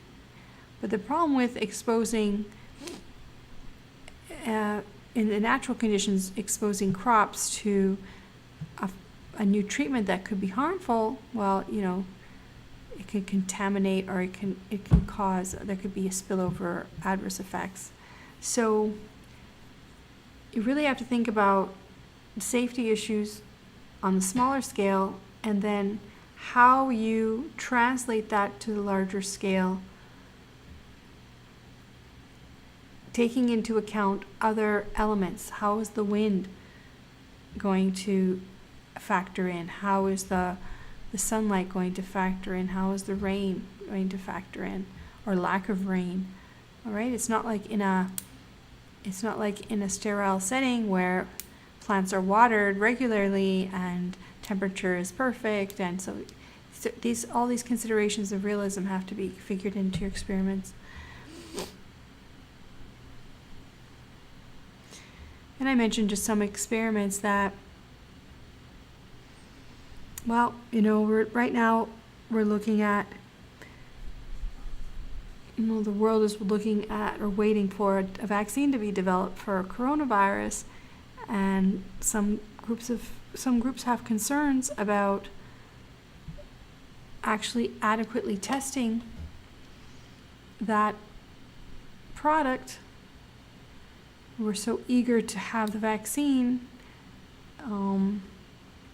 Are they going to bypass some of the actual, the tests that need to be done? And it turns out, in terms of vaccines are unleashed. At least the flu vaccine is developed for a new strain every 6 months, and it guesses at what the new strain might be, and the accuracy is between, I've seen, between 2% and 50% effectiveness. So that means it has it reduces influenza or death by influenza by a very, a small amount. And so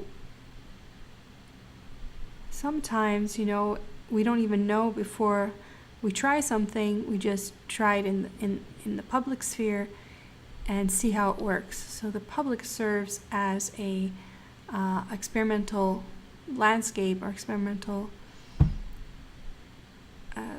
as experimental subjects for some pharmaceuticals, from some agricultural products, and also some even shale and other energy sources of energy and pollution. We're developing products over time without knowing the consequences, and we end up being the guinea pigs. Only with population studies can you actually observe these effects over time. And unfortunately, experiments can only do so much. All right, so I asked you to just make a statement, as I did at the beginning of class today, about how the Surgeon General of the U.S. came to the conclusion that smoking causes cancer without an actual experiment on humans, and it was essentially looking at prospective and retrospective studies over the course of 40 years, plus tests on animal tissue with carcinogens, that they saw the same result with a dose, the cause, like they saw a causal relationship between the amount of exposure and the intensity of the illness or disease and the lethality of it. So all of these factors pointing all in the same direction led them to the conclusion that even though without in the absence of an experiment, they were able to say smoking causes cancer. All right. So the last thing on experiments is this discussion of match pairs design.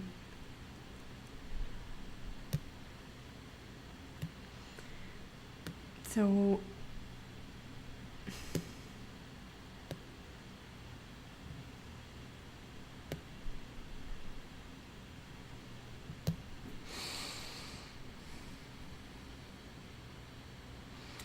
all right, so this is the last chunk on experiments that you need to know before you can effectively tackle the exercises. What's a matched pairs design? Well, the ideal matched pair are twins that were separated at birth. Twins separated at birth are sought after.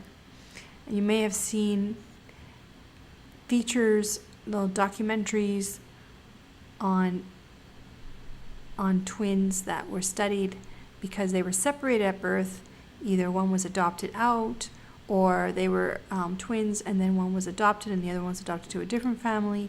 They were separated and raised differently, yet they have the exact identical genetic makeup.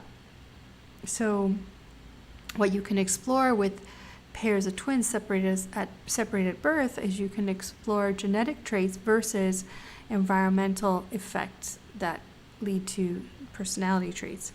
So personality and health outcomes.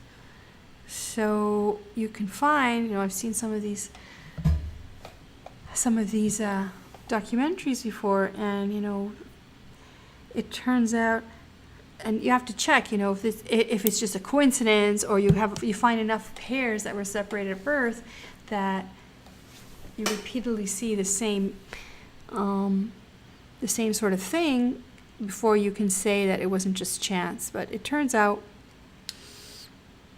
that more often than not, you'll find that they'll be in similar occupation, even, and this might just be by chance.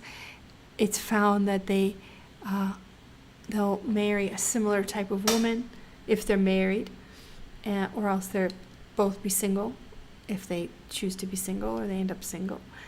So there's lots of personality traits that they can align, verify. I find it very interesting. So another thing about them is they would be great to conduct. They'd be great to conduct other kinds of, to conduct studies on, like not just observational studies. You could do experiments with match pair identical twins separated at birth. So they're highly sought after, and in the absence of twins, identical twins, what other kind of match pairs are there? So and how do we use match pairs in experiment? So one example, the classic example, is the Coke versus Pepsi taste test. You may have seen this. You can even check it out on YouTube. Depends on the generation you live through. It was common to see the commercial, and it was a Pepsi commercial, sponsored by Pepsi, where they'd show a person at a kiosk inviting people over to test, or to have, well, I don't know that they called it the Pepsi Challenge, but that's what it was called in the commercial. It was the Pepsi Challenge. And they would have people line up. They would offer them 2 cans of cola and have them drink each one, taking a break between, maybe rinsing out their palate with water, and ask them, which one do you prefer? And of course, in the commercials, they always showed it was Pepsi. It turned out to be Pepsi, so they would uncover the cola that they preferred, and you'd always find it was Pepsi. And so in this experiment, whether you think it's a good experiment or not, it is an experiment. It satisfies the 3 criteria of control, randomization, and replication. So I just want to ask you, where is the control, where is the randomization, and where is the replication?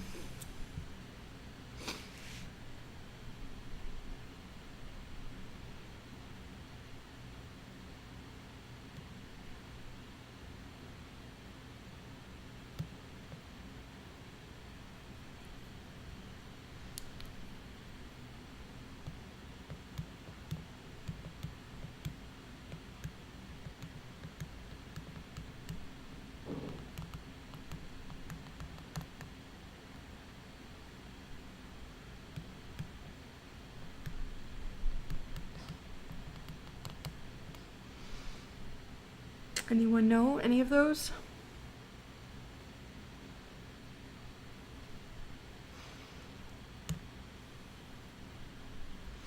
And this is under the heading of match pairs. So what's the match pair?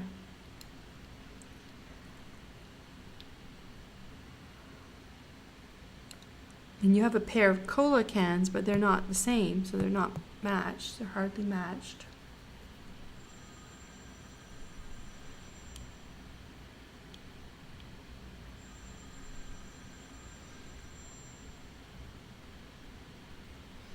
Excellent. So the control is the person trying both treatments. So this person, okay, hold on, I gotta turn that phone off. Hold on.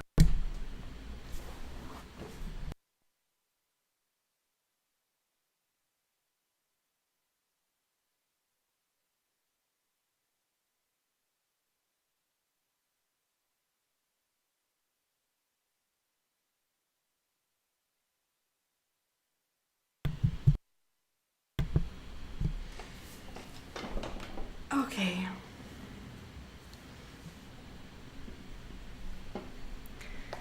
So matching the person to themselves, that person is getting both the treatments. So this is different than the twins. The twins are 2 different people with the same constitution, the same genetics. So it's like, and they're going to have 2 different experiences. So the treatments are their different environmental circumstances that we're going to see if they, so 2 different treatments on the same constitution, the same being. Obviously, it's a different person because the environment influences them. But the question to see is, the thing to observe is what remains similar, okay? And that will differentiate between biological proclivities or tendencies and ones that were affected by environment. All right, so in the Coke versus Pepsi, the control, by taking one person, having them try both treatments, you're subjecting the one person to both treatments. So from treatment to treatment, from Coke to Pepsi, from trying either, it's still the same person. So the same person is getting exposed to both treatments, and that's the key to this, okay? The key being that the pair receives both treatments. In this case, it happens to be the same person receives both treatments. The way you randomize, okay, replicate. Replicate is you get as many people as you can, very good. And randomize, the randomization takes place in the order of which Coke and Pepsi are delivered. So these are probably marked by a third party. A company has been hired, well, it's Pepsi, I guess, is labeling the cans, and otherwise there's no markers, it's just codes. And if you unscramble those codes, or there's an Excel spreadsheet or there's a database where you put the number of the code on the can, and it tells you if it was Pepsi or Coke. These are just, they had the cans were just covered in some carton, some sort of paper. So it was hidden if it was Pepsi or Coke. This needs to be all recorded because these have to be put into boxes, and there can't be any other marker of what they are. They have to be sorted. And so it's made so that you're going to try 2 bottles together, 2 cans together. Maybe they labeled them 001 and 001, so you use both of them. Or maybe 001 and 002, and you have to give the odd one first. Something like that. So it's randomized in a way that 50% of the time they get Coke first. Well, not that person, but out of all the people that try, 50% of the time people would try Coke first, and 50% of the time people will try Pepsi first, just because of randomization and enough people trying the Pepsi challenge. Okay, so this is my matched pair example, and then I asked if you see an example in the video, and I mentioned the pizza at the very beginning of the video. Is the pizza test, which looks more like what it looks like in the video is more like a focus group. So they have people sitting around a table tasting pizza and talking about it. So there's more interaction, but the idea of a person trying different pieces of pizza and commenting on how they enjoyed it, it's a type of experiment. It's like a matched pairs experiment, because the person is trying all the treatments.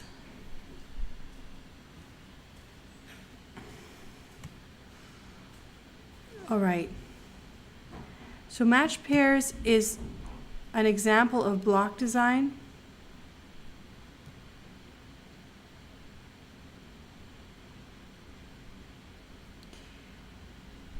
And I'm going to explain the block design with this example here.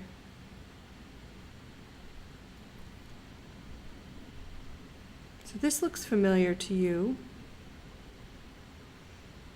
This looks similar to experiment number 4 with the energy conservation experiment of households.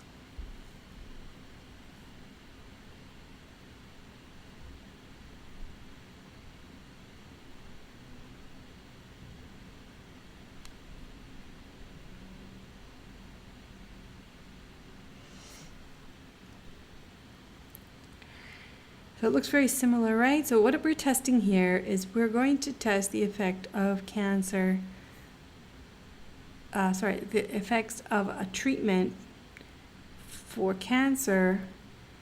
This treatment is known to affect hormone levels. So the outcomes are predicted to vary between women and men. If we were to conduct the experiment without accounting for, well, we're going to record gender, but we're going to conduct the experiment like this and enroll men and women without differentiating between them. And we're going to randomize them to groups, and then group 1 will get therapy 1, group 2 will get, so therapy 1 will be the new one, therapy 2 would be the old treatment, and maybe we should have a control group for baseline. All right, so, and then we compare their survival rates at the end.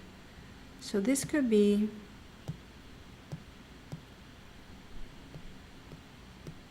the way we conduct things. The risk of conducting the test this way, when prior to beginning the experiment, we are aware that women and men will respond, that women's hormone levels will be affected, and we know that can lead to a host of other symptoms and problems. All right, so women with low estrogen can have problems with their bones, women with,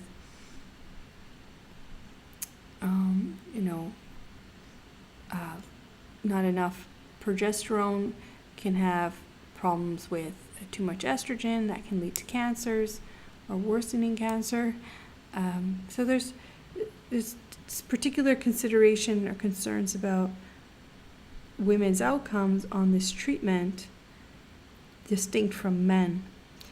So the problem is knowing that it's possible that when we randomize, it's possible that group 1 turns out to be all women.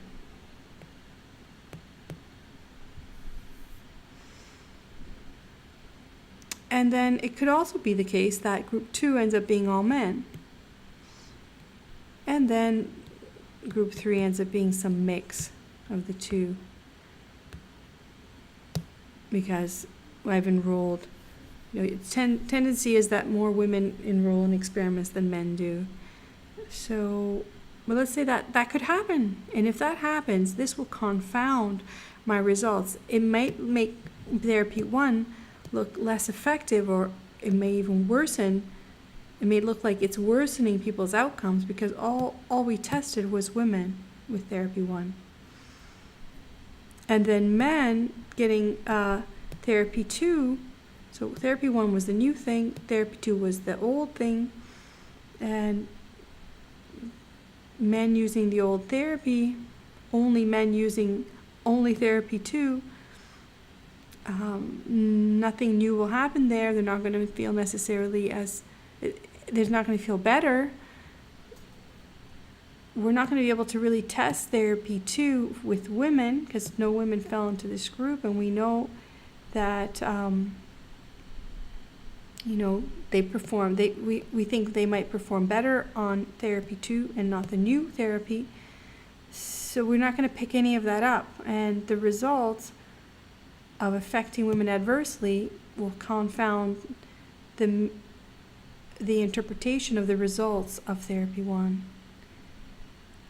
So why don't we avoid this altogether? Why don't we split up at the outset and study men and women as an experimental arm, complete randomized comparative experiment separately from men. So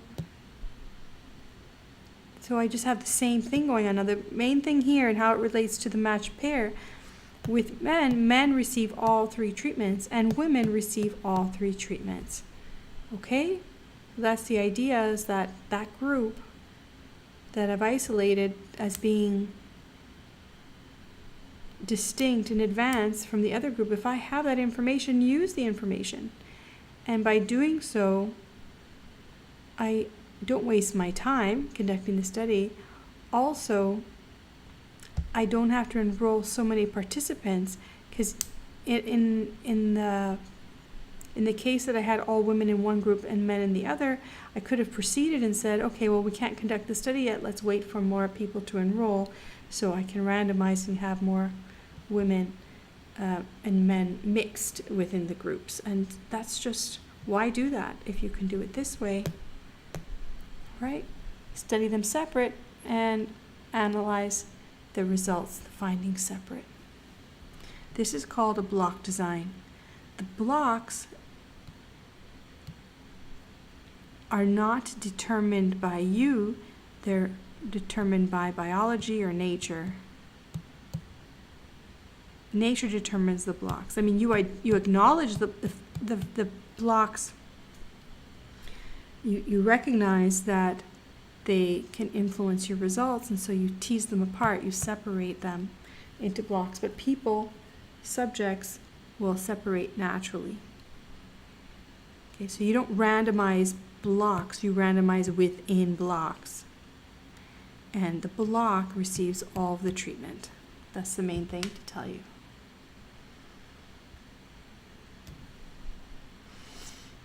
Okay, so then I just have some questions for you there, and honestly, I'm going to leave the rest for you to read through. The most important thing to discuss is the difference between stratified and, so in sampling, the discussion of sampling in the video, they introduced the generalized social survey, I think it's called. The general social survey. In the survey, they explain that they need to stratify. So they stratify, and then they also explain how they use multi-stage sampling. They use both. So it's stratified and multi-stage. So first of all, in the discussion of sampling, you learn about the simple random sample. The simple random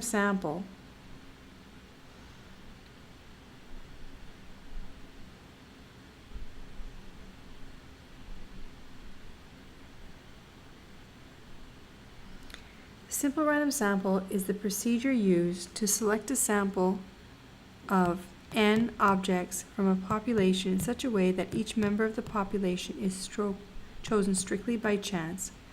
The selection of one member does not influence the selection of any other member. Each member of the population is equally likely to be chosen, and every possible sample of a given size has the same chance of selection. So there's a lot here, and this is a long sentence, but essentially these are the key points. So each member is chosen by chance.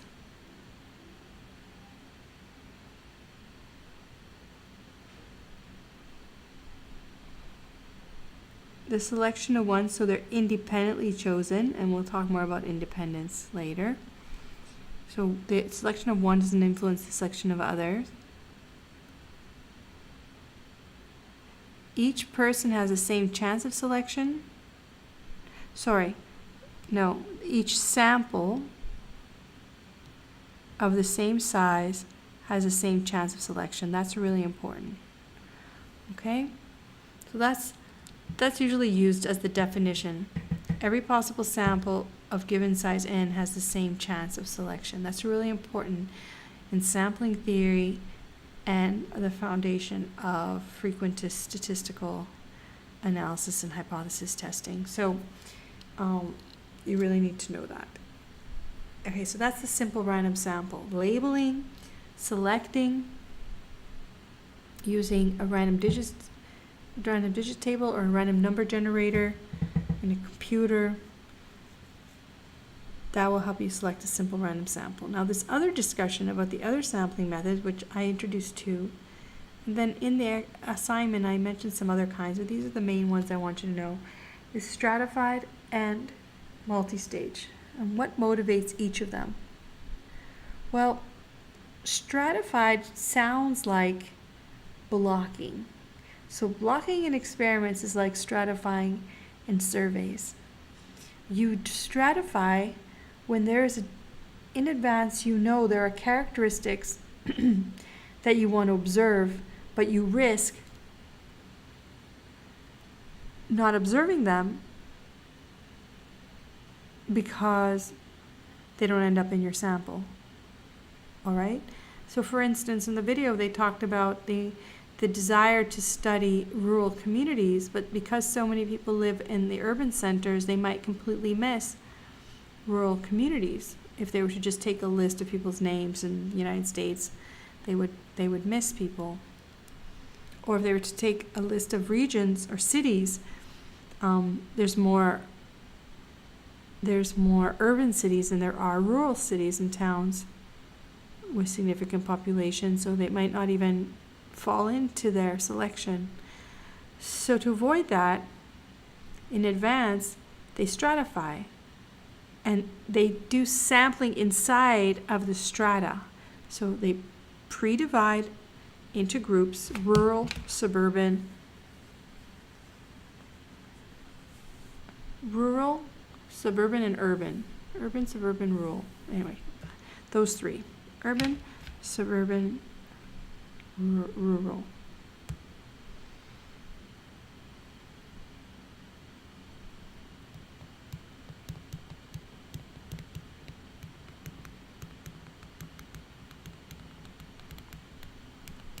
And it should feel like it's the same sort of thing. I don't want to just be studying the urban population. I want to be able to represent, I want representation from suburban, and I want representation from the rural areas. So to do that, I'll just study. I'll label all the urban areas, and I'll pick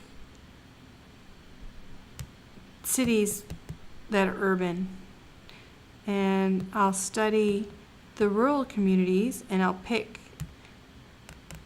randomly selecting some rural communities, and then I'll label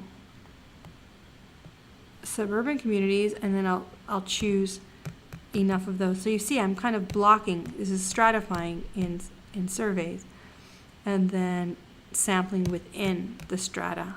Okay, so this is for the sake of representation.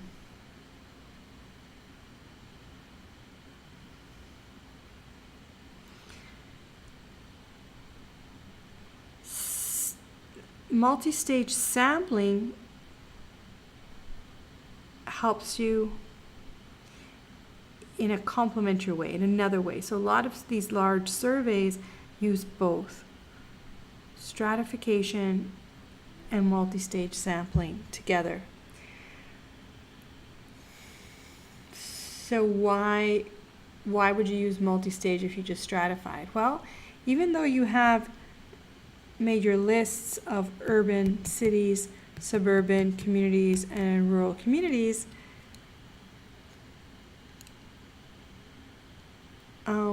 that's a lot, right? Of people. That's a lot of people. If I was to just get a whole list of households, you know, this is a huge list, right? If I was to get a list, these are all the names, addresses of different households. That's a lot. It's a lot. And how accurate could that list be from week to week? I'd have to update it. People move. Well, maybe not now. There's not a lot of movement, but because of the pandemic. But in non-pandemic times, you can imagine there's lots of movement, and it's going to be hard to keep an up-to-date list. So rather than worry too much about having a complete list of millions and millions of households, why not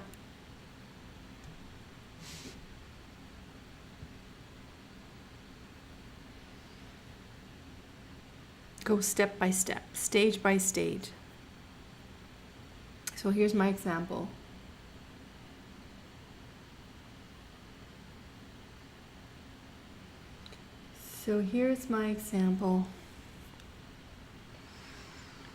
Say there is a budget to interview only 1,200 households in a country on their consumption of whole foods like fruits and vegetables, distinct from refined products.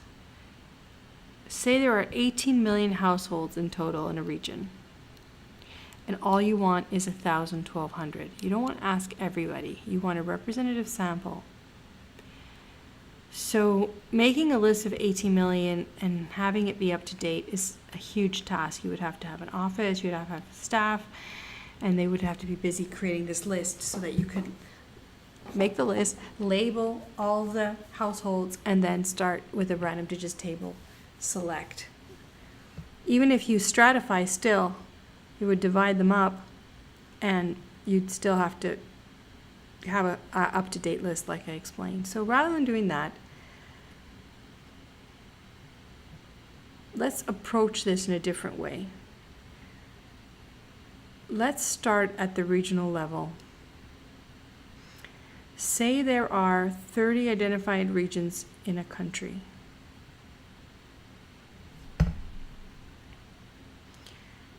Take a simple random sample, or 1/3 of the region. So that number, that 1/3, is just something I came up with because I consulted a statistician, or I'm a statistician, and I came up with that being a sufficient number to capture variation and accurately represent the country with 30 regions. Okay, so this is just multi-stage. Like, I could do this for each strata. I could do multi-stage within the strata. Okay, so whatever I'm talking about here, I could just, before we start stage 1, we do for each strata, we repeat these stages.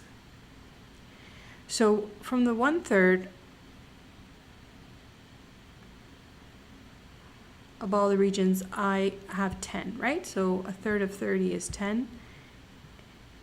I get that by labeling all the 30 regions, and I select 1/3 of the region. So in Puerto Rico, there's 78. So 78 regions in Puerto Rico, that's the same idea. I label them all 01, 02, up to 78, and select a fraction. In this case, from 30, I pick 10. Out of the 10 regions now, say there's 30 communities within, so we're going deeper. There's 30 communities in each region, and I'm advised that 20% of the communities is sufficient for my study. So I'm going to label the 30 communities in each of the 10 regions.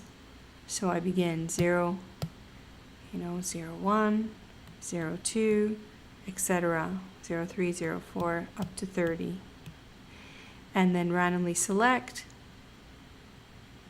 and I'm going to select 20%, or 6 in each. So 6 in each, in 10 regions, that's 60 communities.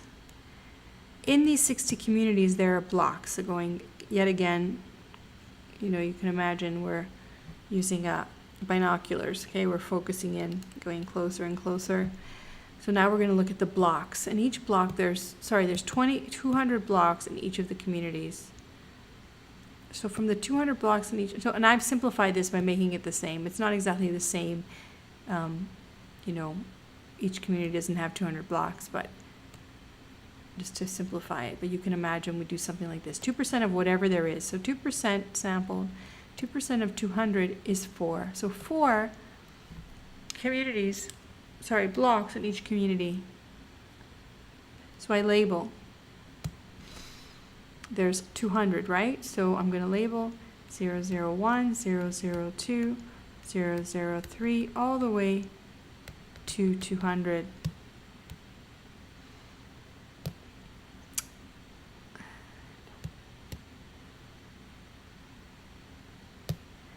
I go all the way to 200. Oops. And then I sample, I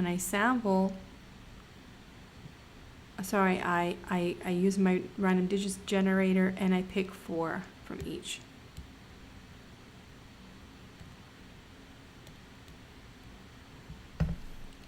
I pick 4 from each. Now I have 4 from 60 communities. That's 240 blocks.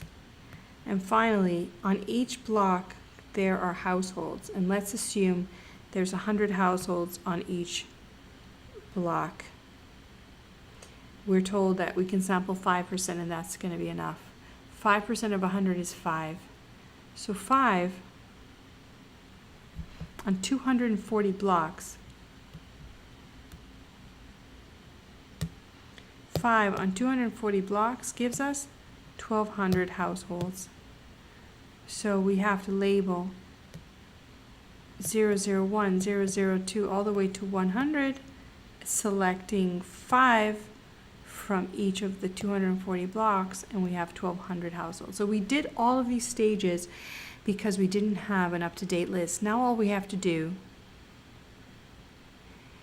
is track down the households, these 1,200 households. So we have less than 18 million, much less than 18 million to worry about. Okay? So you're going to use your resources efficiently. You're going to, you know, all that effort in advance preparing to conduct this survey. This effort was done with brain power, computers, pen to paper, in the office, okay, and preparing to conduct the survey. So this is very efficient. So this avoids the cost of identifying and numbering and labeling all the units of the 18 million in order to conduct a simple random sample, or even the stratified version. This is still better. Okay, so this is for the advantage is the efficiency. It's cheaper, faster, because it's faster, it's cheaper, and for all intents and purposes, it's better. All right, so that is what I'm going to say for today. That's Unit 1. Read through the notes completely, ask me if you have any questions, work on the exercises and problems, and see what you can do in with the Unit 2. Unit 2 involves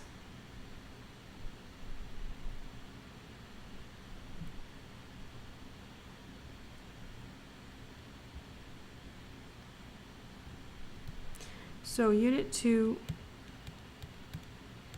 is the graphing and descriptive statistics and normal distribution. All right, so work with the videos. I have almost all of the pages described in videos. There's just a few videos missing, but see what you can do with what you have. And the test that I will give, I will post the test on Sunday, not Saturday, unless someone complains, from 3 to 6 on Sunday.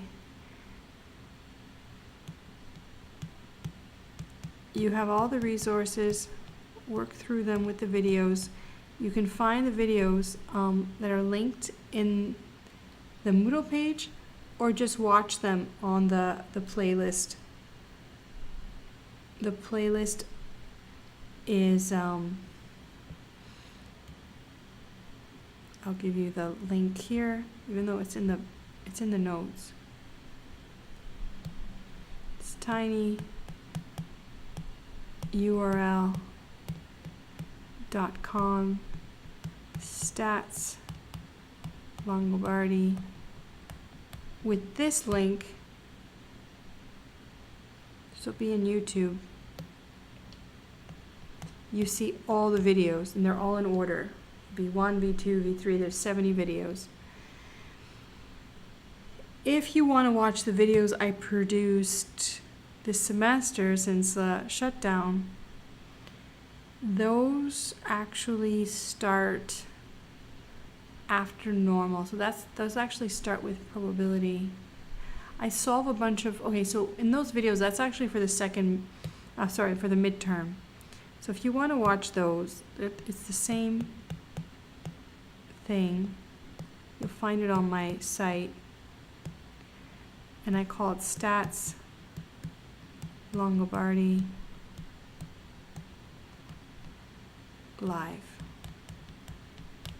All right, so you have tons of videos to watch, and I'm assuming you're watching them and keeping in touch. So let me know. Yeah, so the test will be for Unit 1 and Unit 2. Like I said, all the videos are there. If you need me, let me know, and I can meet with you to answer questions. But really use your time to work through the videos, because everything's there. Okay, so keep me posted. And yes, the test is on Sunday, and you can use all your materials, but the best thing to do is use the time before the test to organize everything you've got. As I recommended, print all the notes out, and work with them in front of you. It's really hard to, like, I mean, this was different. We were reading off a screen, but when you're actually solving problems, you're going to need those pages in front of you. Okay? So have a great night and keep me posted. I will put up a test with questions similar to, well, you have the quizzes online for practice. There's lots of questions for practice. So just keep me posted of any questions you have. You can put them in the form of the page, or you can just write me or text me. You have my number. I have to give you the prontuario. My number, if you don't have it, I'll just put it in this chat. It was in the Moodle page, but it got deleted. Okay, so text me if you need me. So have a good night and keep me posted on your progress. Bye-bye.